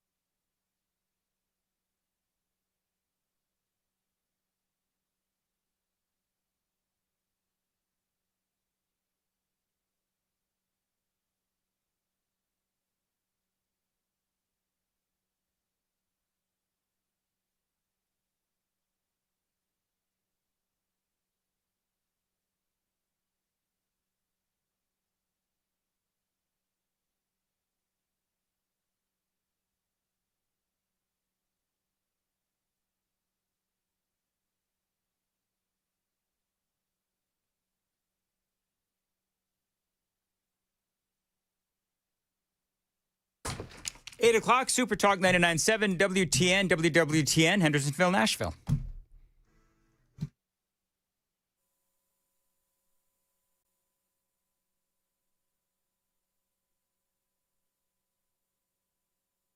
And this early this evening. Stefano DiPietro tells us, though, these storms will contain a lot of rain, but we're not expecting severe weather out of this line of storms. There could be some rain during the weekend, too, and of course, we need that rain. And then on Monday, there'll be another round of thunderstorms headed our way. Monday's severe weather risks are a little more elevated, more likely we get heavier rainfall, elevated risk for strong wind gusts, hail and tornado threats remain low, but they are not necessarily zero. Monday storms arriving in the overnight hours. We'll keep an eye on all these storms throughout the day and throughout the weekend as well. Some confirmation now to a CNN story that Iran has agreed to send a delegation to Pakistan for more peace talks. Reuters is also reporting that Iran's foreign minister is arriving in Islamabad tonight and that the U.S.-Iran negotiations are likely to occur. It is not known, though, who from the U.S. is going to attend. We have new information about the U.S. takedown of that Iranian vessel, the Tuska. General Dan Kane, chairman of the Joint Chiefs of Staff, says that the U.S. tracked that ship down, gave it ample warning, but its crew refused U.S. orders. Kane picks up the story from there. This is a little long, but really it's worth it. The destroyer disabled the Tuska's engine by firing 9 inert rounds from the destroyer's Mark 45 5-inch guns precisely into the engine room and engine space on board the Tuska. Not surprisingly, the vessel then reported issues with their engine, went dead in the water, and began to comply with U.S. directions and orders. At 4 p.m. Eastern Standard Time, CENTCOM ordered United States Marines to seize the ship. Via helicopters, U.S. Marines maneuvered quickly to the disabled ship, boarded her from fast ropes via helicopter infiltration methods, and took custody of the ship. The ship and her crew remain safe in U.S. custody today. All right. During that press conference as well, War Secretary Pete Hegseth said that the U.S. is prepared to fire on Iranian fast boats that attempt to lay mines in the Strait of Hormuz. And President Trump has granted a 90-day extension to the waiver of the Jones Act. That's the one that makes it easier to move oil, gas, and other commodities through the U.S. in an effort to counter rising energy prices. It allows foreign flag ships to transport commodities between U.S. ports for another 90 days until May 18th. Money News brought to you by Beacon Capital Management, online at beaconcm.com. And stock futures this morning doing at least a little bit better as we make our way through the day and headed toward the opening bell. Dow futures right now, they're down 134, but the NASDAQ futures gaining 282. The S&P futures are up 14 points. That's the latest news. Stick around for traffic and weather. I'm Joan Jones, WTN News.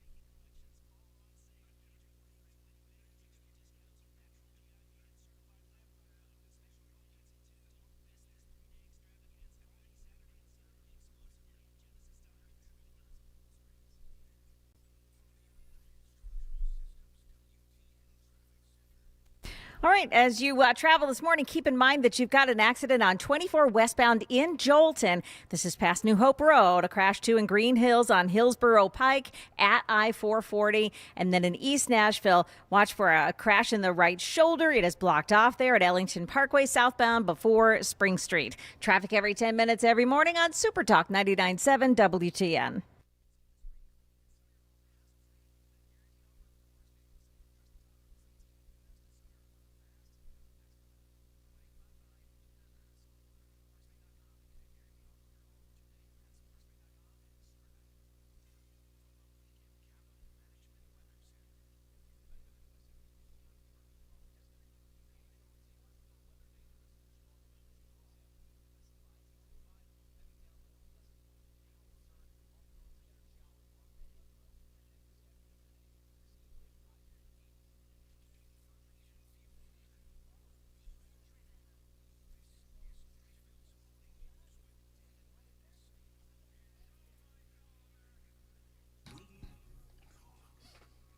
.806 Friday across Middle Tennessee. Good morning to you and welcome on in to April 24th of 2026. Really glad you're with us, and I've been looking forward to this next interview all week long. I want to welcome on into the program Dolan Escarcita. And Dolan, you are a police officer for Metro Nashville. And I heard about you and the way that you're trying to reach kids, specifically young teenagers, and we know that there's problems with young teenagers and crime these days, and you're doing everything you can to get these kids away from a life of crime and really keep them on the right track. Dolan Escarcita, thank you for being here. Talk about the way that you are trying to motivate kids and make kids understand that there is a better way. Thank you for having me, sir. Yeah, it's for me, it's a lot of just kind of how I grew up. I didn't grow up the same as a lot of the kids that we come into contact with at work, but I grew up in a similar fashion. And for me, what kept me out of trouble and kind of got me separated from the groups that were, doing these things were the other officers that were in my town. So, I mean, when I go to calls, if there's youth involved, we'll do our job. But if I ever get an opportunity, I try to talk to them. Just try to kind of show a face, show that I'm someone that they can either relate to or trust to have a real conversation about why they're doing the things that they do. So I feel like for a lot of people, they see the police, they don't really want to talk to us. There's preconceived notions, whether it be from family, from history, from their own run-ins with officers. So I just try to be a friendly face, even if there's consequences coming with that friendly face. I just have a conversation with them and show them that, they can be heard, that despite what's happening now, they're not getting written off. And it's not another one of those like, oh, we're coming into contact with this kid again. Who cares? We're going to be arresting him for the next 10 years. So I try to be a friendly face that they can go to. And that's important. And I think the reason why that's important is because, we talk about, crime all the time on this show. And we talk about how kids, they start crime, if they start a career in crime early and there's no real consequences or no intervention, those crimes tend to get a lot worse. They tend to escalate. And so you're trying to sort of stop that before it escalates and get it in the nick of time. When you talk about these kids and you come onto a crime scene and maybe they're in handcuffs or whatever, but when you ask them, why are you doing what you're doing, what do they typically say? I mean, a lot of times it's just what they've always done. Usually what I'll see is they'll have a family member who, does things that will invoke a police call, whether it's a sibling, a parent, and they just kind of go along with what the people around them are doing. So it's a lot of times it's a taught action that will get them in trouble. I just, like I said before, I just try to talk to them, and intervening is so hard, especially because we can't be there 24/7, and a lot of times when we're there, it's because something wrong happened. But to me, like what helped me when I was younger was just those conversations I'd have with the cops in my city. It took time. I was very hard-headed. I was still getting in trouble. But over time, I started to see that, despite my upbringing, things that my parents did when I was younger that kind of exposed me to acting up, that it's not the route I had to go, that I could go the complete opposite route. And, ultimately those conversations are what made me want to be a police officer. Metro Police Officer Dolan Escarcita is joining us on Super Talk 99.7, and he's got, I don't know why it seems like such a novel concept of just communicating with these kids and trying to stop them as they are headed towards a path of, sometimes career criminals. And obviously we don't want that. And so a part of what you're trying to do is, number one, keep the community safe, but also really rescue these kids. And there's a lot of talk obviously, about teenage criminals. And again, we talk about this often enough, especially in a place like Nashville. When you're talking to these kids, though, I'm curious how the conversation sort of goes from beginning to end. Probably you come up to them and they think that you're going to start talking about what happened and, what's your story and all these kinds of things. But then they realize that you're actually going to have sort of like a man-to-man conversation, if you will. It sounds a little bit like that. And is there a moment when you realize during these conversations that you're actually connecting with these kids beyond just, oh, this is a police officer and I'm in trouble? So I feel like the conversations that I have with them, I see my partners have the same conversations. I know very few officers that don't take these conversations with, kids, teenagers seriously. A lot of officers are parents, siblings. In terms of what like a specific turning point is for them, it's once they start to open up and be real with me, talk about their home life, kind of how they grew up, why they're doing the things that they did. That's when I feel like I'm making a little bit of an impact. I don't know if it's an impact that's going to stick right then and there, but it's enough for me that I'm able to have a good conversation with them. And every kid we talk to is different. I mean, there's some that right out the gate, it's like immediate hatred towards us. It'll seem like that. And there's some that are just open to talk to us right away. So like the tone that I'll talk to them really just varies kid to kid. Some you have to be a little more strict, go like authoritative, like, hey man, like you're messing up, this is what you're doing. And there's some where you just have to be patient and just befriend them first and have a casual conversation with them. A lot of them don't have normal conversations with police officers. They're typically getting questioned, getting arrested. Well, they're probably surprised. I mean, they're probably surprised that a police officer is going, beyond just, what's your name and your family and your parents, phone number, whatever. And they're surprised that a police officer is actually taking an interest in their well-being as opposed to just wanting to throw them in the back of the squad car. And I think that's what the surprise is for them. But, I mean, Dolan, I've been covering cops and police officers and crime for many, many, many years. And I know that what you're doing is unique, but it's not terribly unique. There's a lot of police officers that are doing what you're doing. Was this something that you started to do sort of like intentionally, like, I'm going to try to reach these kids through conversation, or did it just happen organically?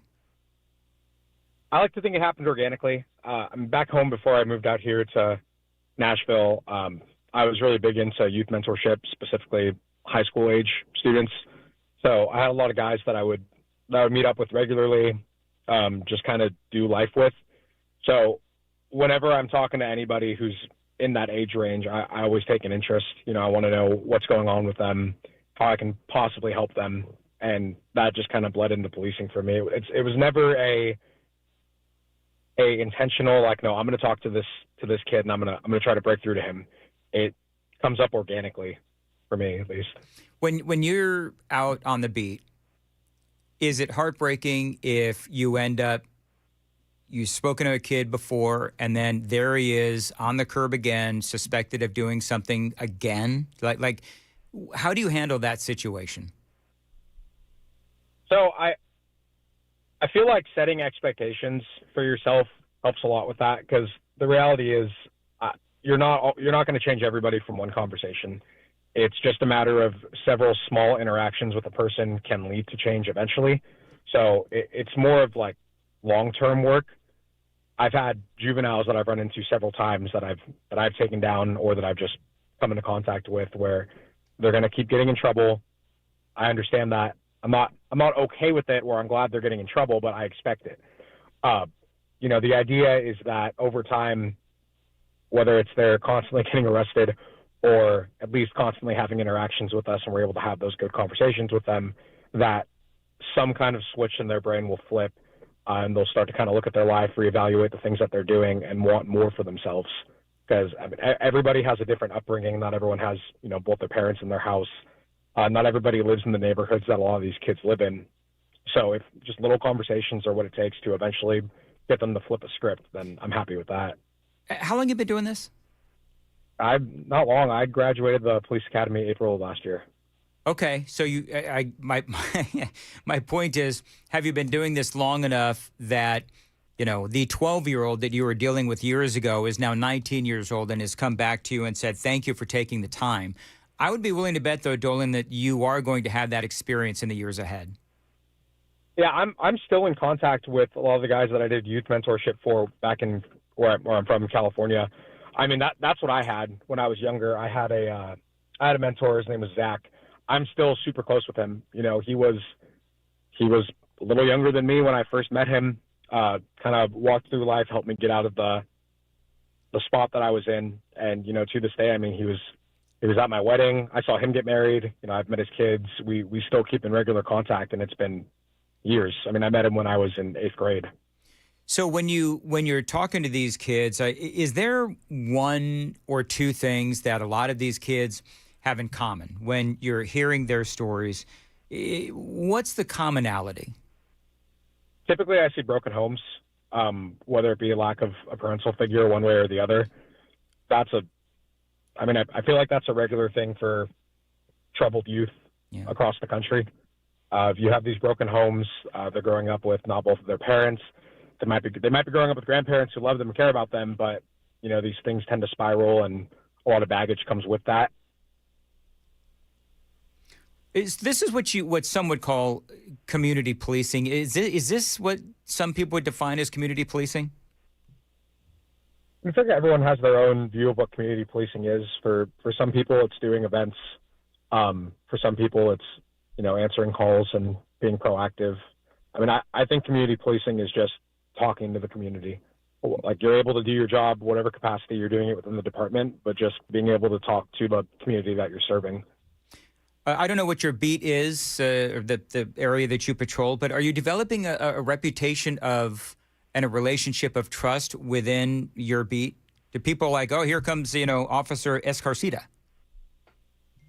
Well, I mean, I have people that I come into contact with regularly. I don't know exactly what kind of reputation I have set for myself with the community, but I try to be a face that if it's someone that I've met before, they know they can talk to me. And I've had success in that when I've gone to calls, and it's the same family that I've gone to. It's the same juvenile that I've gone to.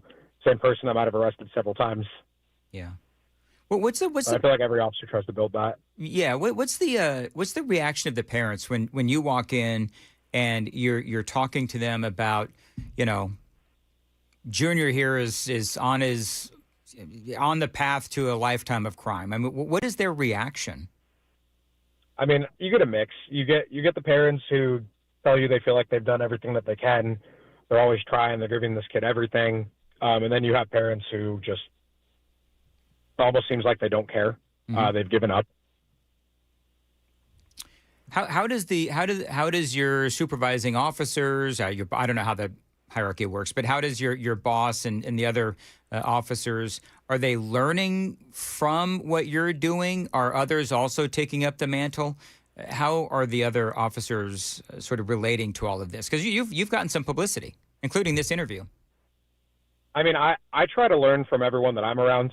Like I said, I'm one of the newer officers on my detail, so the supervisors that I have, the other officers that work on my shift, they're so experienced and have been doing this way longer than I have. So I just take a point of I'm trying to learn from them. I make mistakes, try to do better every day.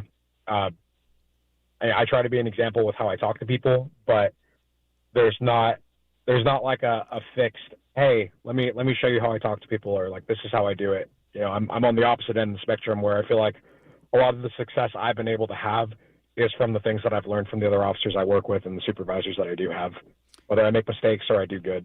And they're supportive of this. You're not really, what you're doing isn't necessarily, it's not against the rules or anything, right? I mean, obviously not. You're doing it, but is this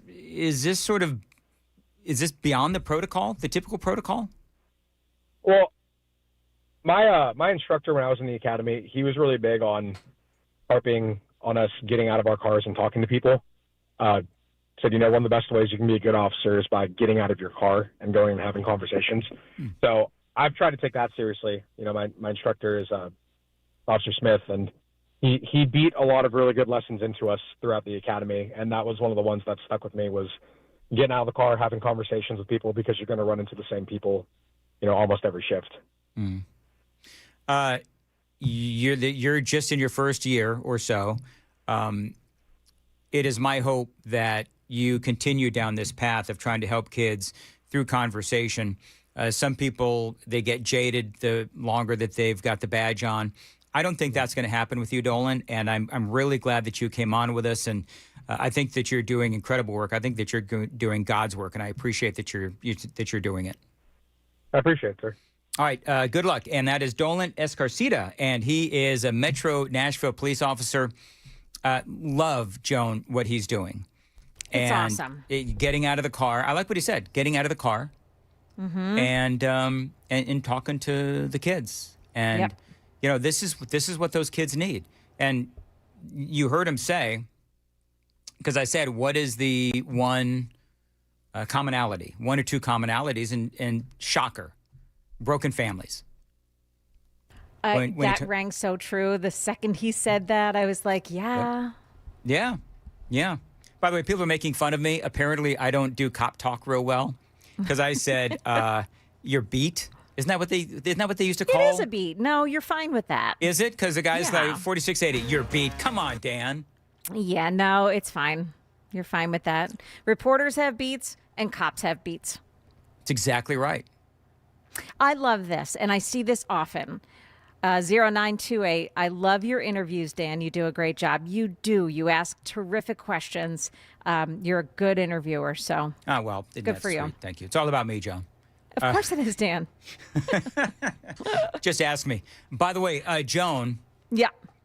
You need to remind me of something. Do you remember what you need to? Don't say it. But do you remember what you need to remind me at 8:35? Do you remember what we talked about? No. It's a big thing you need to remind me of at 8:35. I'm going to remind you what you're supposed to remind me of. Okay. At 8:35. I can't believe Joan. Mm-hmm. I'm not angry. I'm just disappointed that you don't remember what you need to remind me of. So we're gonna talk about that at 8:35 here on Super Talk 99.7 WTN. Joan has the news coming up at 8:30. Joan. Yeah, we'll tell you what to expect when storms hit the area this weekend. It's coming up at 8:30 on Super Talk 99.7 WTN. All right, thank you, Joan. 8:23, Nashville's Morning News on Super Talk 99.7 WTN. Brentwood Jewelry. It is April, and a lot of weddings are being planned right now. And I can tell you the best place to get engagement rings, my friends at Brentwood Jewelry. You've got to check out their vast selection of wedding bands and semi-mount engagement rings, loose diamonds as well. They have rings for every budget and every style for both men and women. Now, Brentwood Jewelry is the official jewelry store of the Mandis House. I bought Amy 2 amazing pairs of earrings. She bought me my favorite watch, and I just love Brentwood Jewelry. If you have a special occasion coming up, if you need to buy a special gift for a special person in your life, go to my special place, Brentwood Jewelry. 7012 Church Street East, located in the heart of Brentwood, just off Franklin Road. Find them online anytime at BrentwoodJewelry.com. When you go in, please mention that you heard about them on Nashville's Morning News and WTN. Dan Mandis here again, 7012 Church Street East, located in the heart of Brentwood, just off Franklin Road. Find them online anytime, BrentwoodJewelry.com.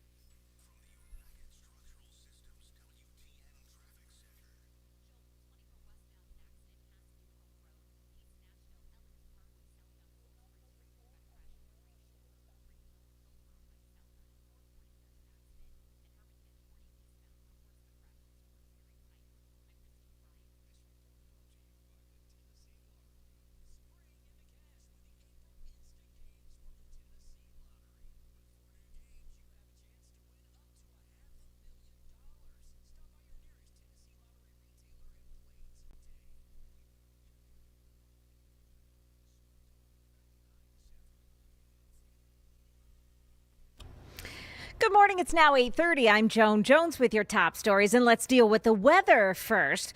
We're expecting a mix of clouds and sun and a high of 81 today, and then some thunderstorms could arrive this afternoon into this evening. A severe threat is a 1 out of 5, and there's no tornado concerns. There is a higher chance of thunderstorms on Monday. Still, however, the chance of tornadoes remains low then as well. We'll keep an eye on all of it for you. You may notice the sky's a little smoky today. That's because of huge wildfires that intensified yesterday in Georgia, with new evacuation orders issued in Brantley County. Wind-driven wildfires have scorched more than 34,000 acres in that state, destroying more than 80 homes. Authorities say in the past 24 hours, at least 34 new fires have broken out across the state. The two largest, the 5,000-acre Highway 82 fire outside Savannah in Brantley County, and the nearly 30,000-acre Pineland Road fire south of there, are both still out of control. ABC's Morgan Norwood. The 114th Tennessee General Assembly gaveling out last night, wrapping up some legislative priorities for the Republican majority, including a bill sponsored by State Rep Kip Kepley that allows Tennesseans to use deadly force to protect their property. If someone is destroying your property, you can use lethal force to protect it. Debate generated some personal jabs, however, from Justin Jones. I think the people of your district deserve better. And I hope you would be very serious in considering legislation like this. And you can laugh all you want, but I see that your answers are non-existent, just like your hairline. I call Representative Jones of Davidson out of order in violation of Rule 19. Yeah, so this was the end of an era also for Lieutenant Governor Randy McNally, who's retiring after nearly 50 years in public service. Jeremy Faison retires as well. He's the current House Republican caucus chair, and State Rep Johnny Shaw is retiring. It's also Governor Bill Lee's final session as governor. That is the latest news. Traffic and weather next. I'm Joan Jones, WTN News. Thank you, Joan. Dan Mendes here. 8:32, Nashville's Morning News on Super Talk 99.7. Well, here we are in the springtime, but it's getting hotter. Summer is months away. The work to get that beach bod back begins right now. My friends at Contours, they can help you get it back with FDA-cleared red light technology. Now, Contours is going to help you target those areas that you hate, whether it's your belly, your arms, or your legs, whatever problem area you have, or at least you think you have, they can solve that problem. No pain, no surgery, no downtime, just results. Now, real men and women from Franklin and all across Middle Tennessee have been checking out Contours. They have been seeing real results. So, friends, your beach trip isn't that far away, and neither is Contours. Let them help you get rid of those trouble spots. And right now, the first 10 callers get a special introductory price of just $99. Now, remember, you lose 2 inches across the middle or it is free. So you want to call them right now. Be one of the first 10 callers to get that introductory price of just $99. It's 615-236-9960, 615-236-9960. First 10 callers right now. Find Contours online, contoursllc.com, contoursllc.com. Contours, where all you've got to lose is inches.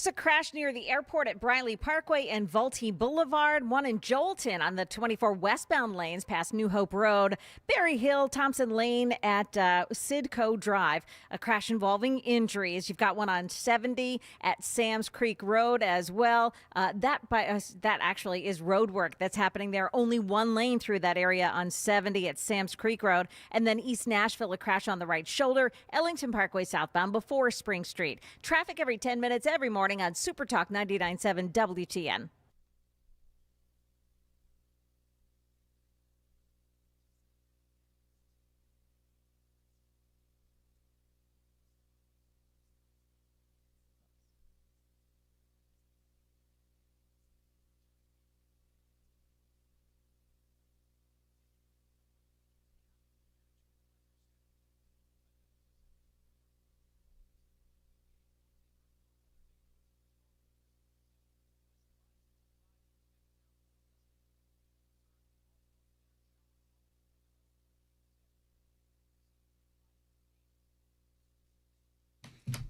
.837, Nashville's Morning News on Super Talk 99.7 WTN. Good morning to you, friends, and welcome on into the crisscross handoff.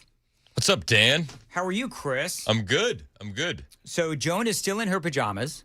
Classic Joan. Yep. Oh, okay. Do you know what's so funny? I almost forgot. So do you remember last week at almost this time, Chris, when you and I were in the bathroom?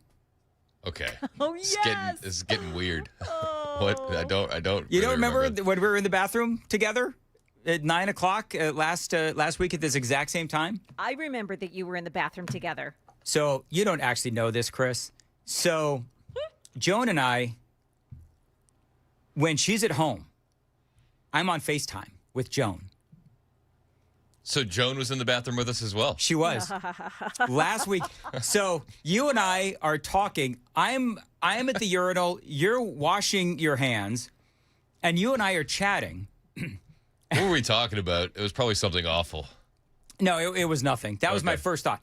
But when you left, I start hearing Joan on my phone from my back pocket. So I've been standing at the urinal while Joan is on FaceTime. Now, thank God it wasn't in my hand. So, so it was in my back pocket. And so, I had not, I don't know, turned off the camera, whatever it was. I was supposed to hang up, and I forgot to hang up. So Joan was in the bathroom with us for... Just judging your stream. That's... Chris. What? I'm not... Okay. Is that what she was doing? I feel like that's what she was doing. I'm not sure which I is... didn't even know that I was in the back pocket or that I had walked away. It was after the end of the show, and I'd walked away for a couple of minutes. When I came back, I was just talking to Dan like normal.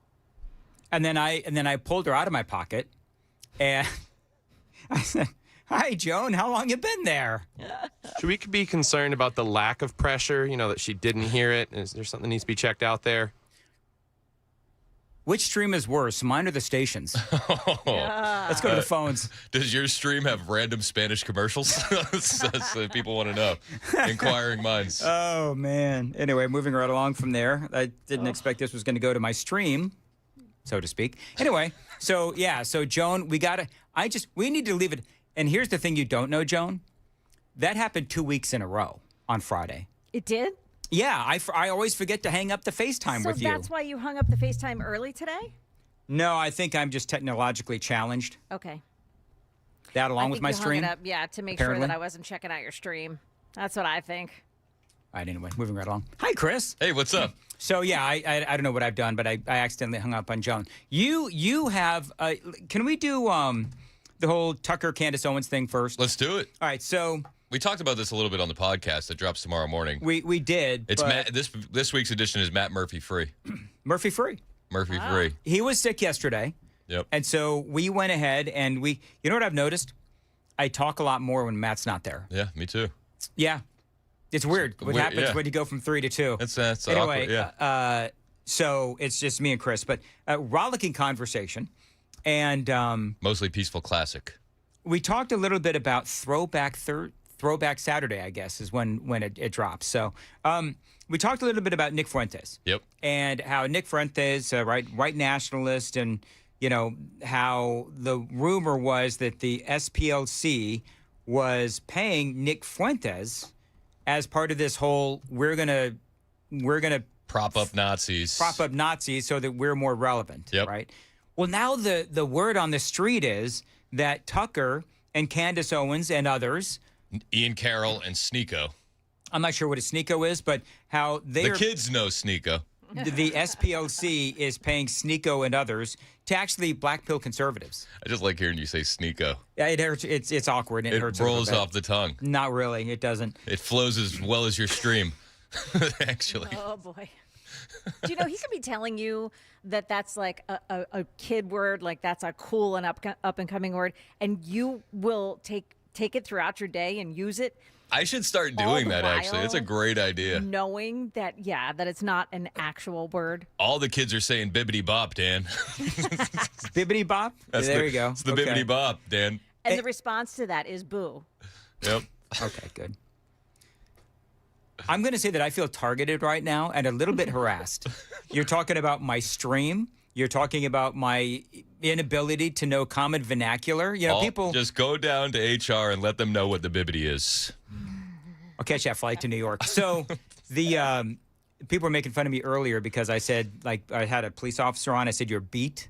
And apparently that's no longer a term. Oh. It's like, I don't know, whatever. It is. I would have said that. Would you have said that? I would have said that. Cool. Take that. All right. So Tucker. So Candace Owens has been gone from her show. She mysteriously disappeared. Now, I'm reasonably certain that Nick Fuentes and Candace Owens, they're not together. But isn't it kind of weird, though, that these allegations are out there and suddenly she's gone? Well, with the SPLC stuff, the Fuentes theories go to the Unite the Right rally and that there was an unnamed person. And we talked about this on the pod. At a certain point, they're going to have to name these individuals.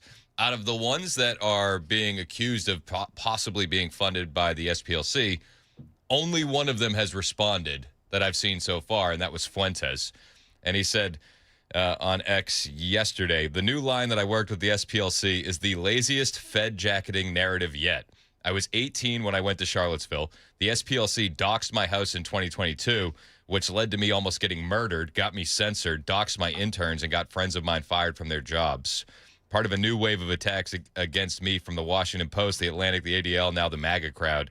They're going after the clips, the super chats, now going after my credibility again with the debunked Fed narrative. All of this because we're going to have an impact in the midterms. And here's the thing. There's no proof that Tucker or Candace or it's just speculation. Any of these other people are being funded by the SPLC to flip conservatives. The internet is just monitoring the coincidences.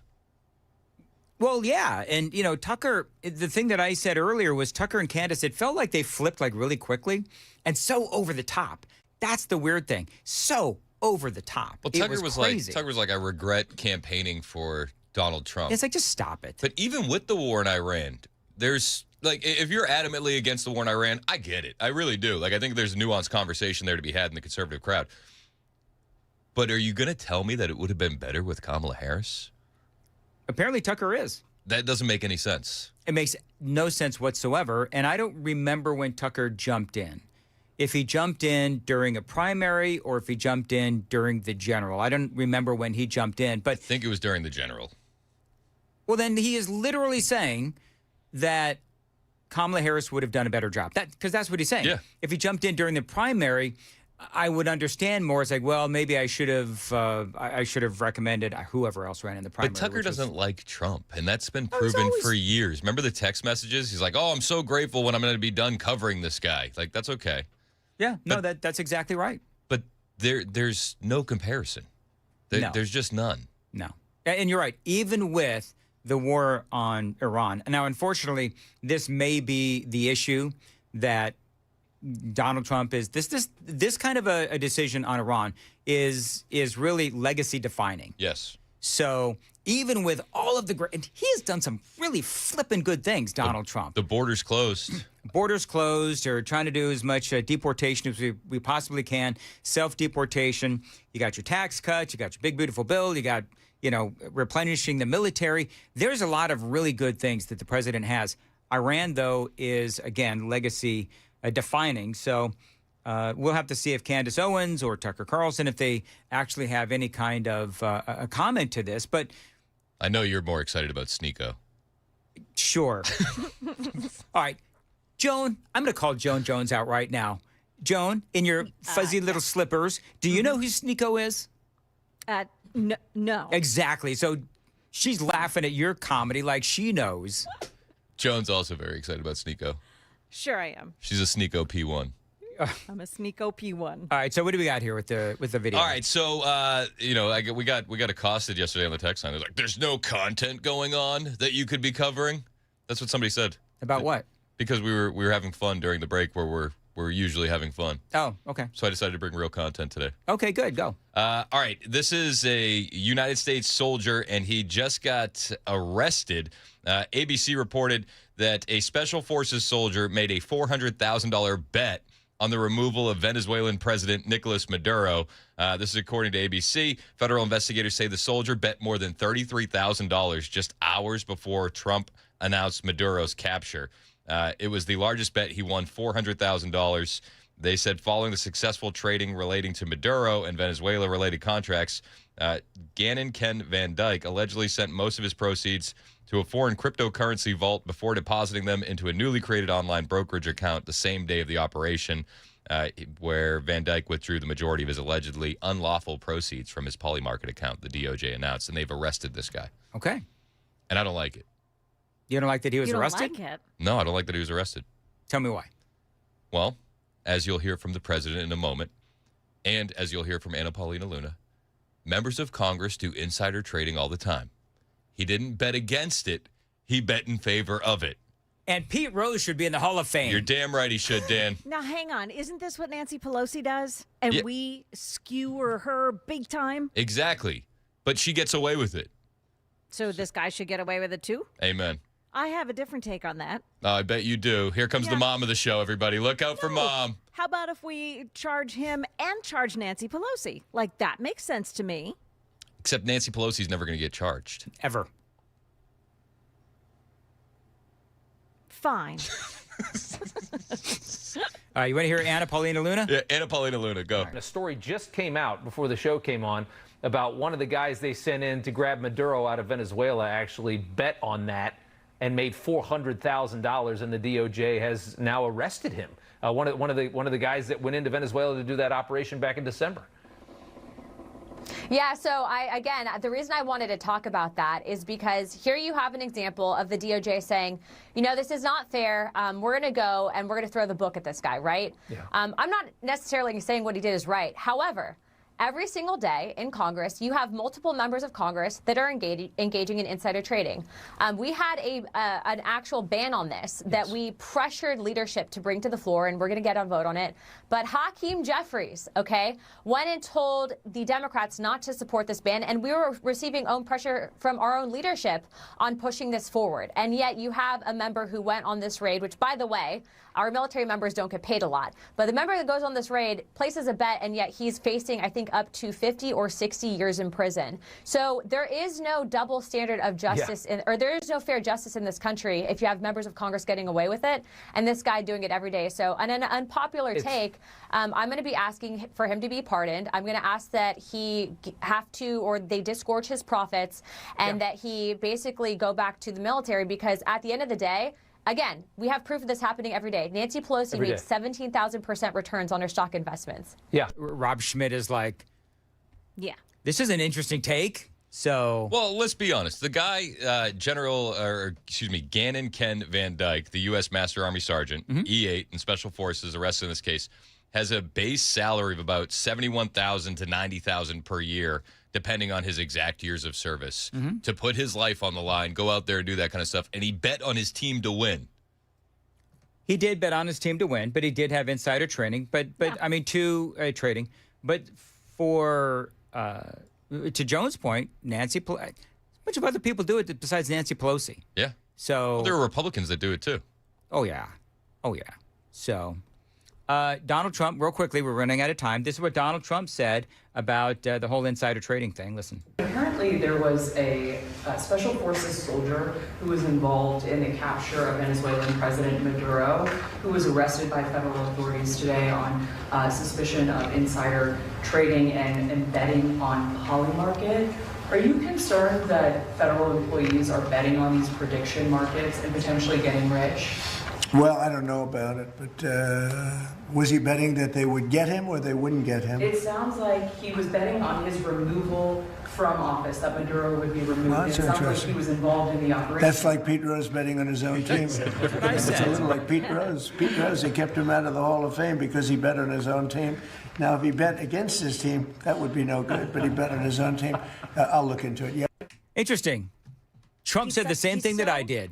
He's I so didn't. big on sports. Yeah. All right, Chris, final comments. Josh on the text line said, I'm noticing a trend of Chris being pro-crime lately.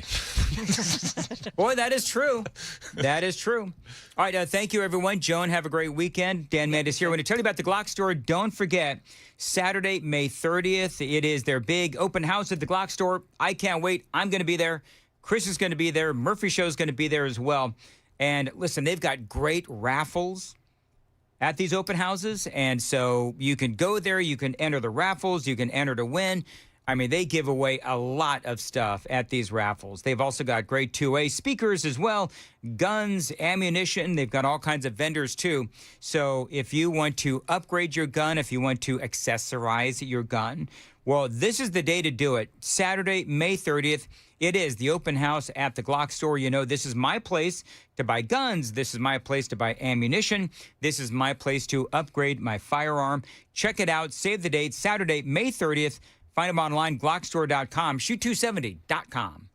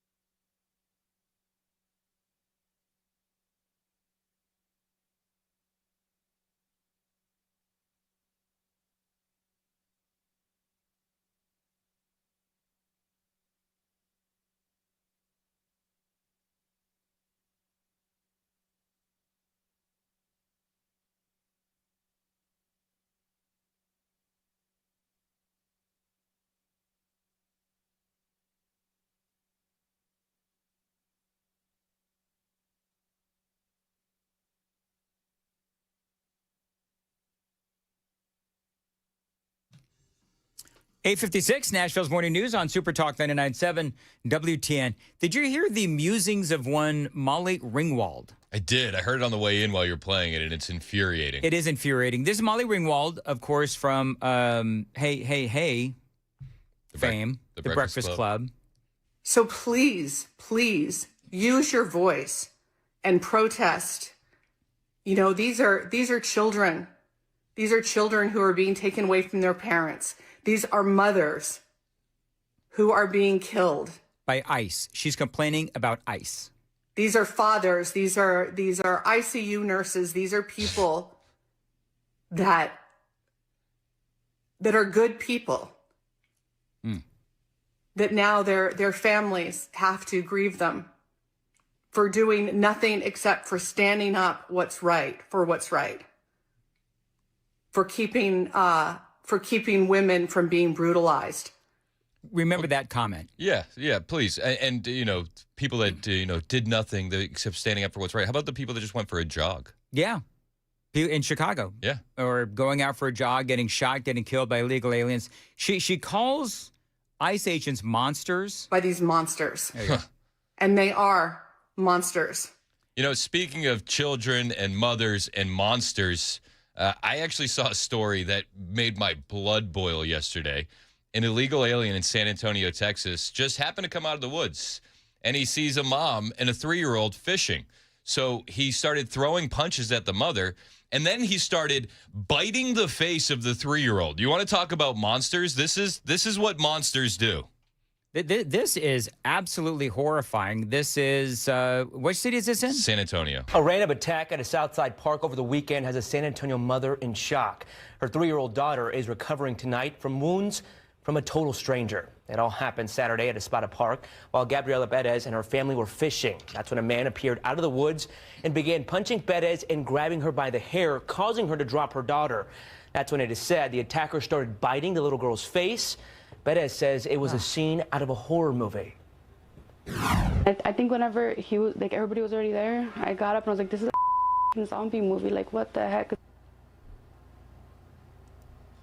Villas was tackled by onlookers and held until police arrived. He is charged with injury to a child with intent to cause bodily injury. San Antonio police say it's unclear what led to the attack. Oh, I'm sure that, like that alderman said in Chicago, maybe they just startled this guy. Oh, they must have. It must have been just a random startling. But you talk about monsters. I mean, first of all, God bless the Good Samaritans for jumping in and helping. Yes. I don't know if I would have done the tackling. I probably would have pulled out a hole puncher, but that's just me. Yeah. This is an advertisement for why we need to be pro-ICE, anti-amnesty, and why you also need to have your concealed carry, have a firearm on you, and be ready and keep your head on a swivel out there. Chris Hand is coming up next on Super Talk 99.7 WTN.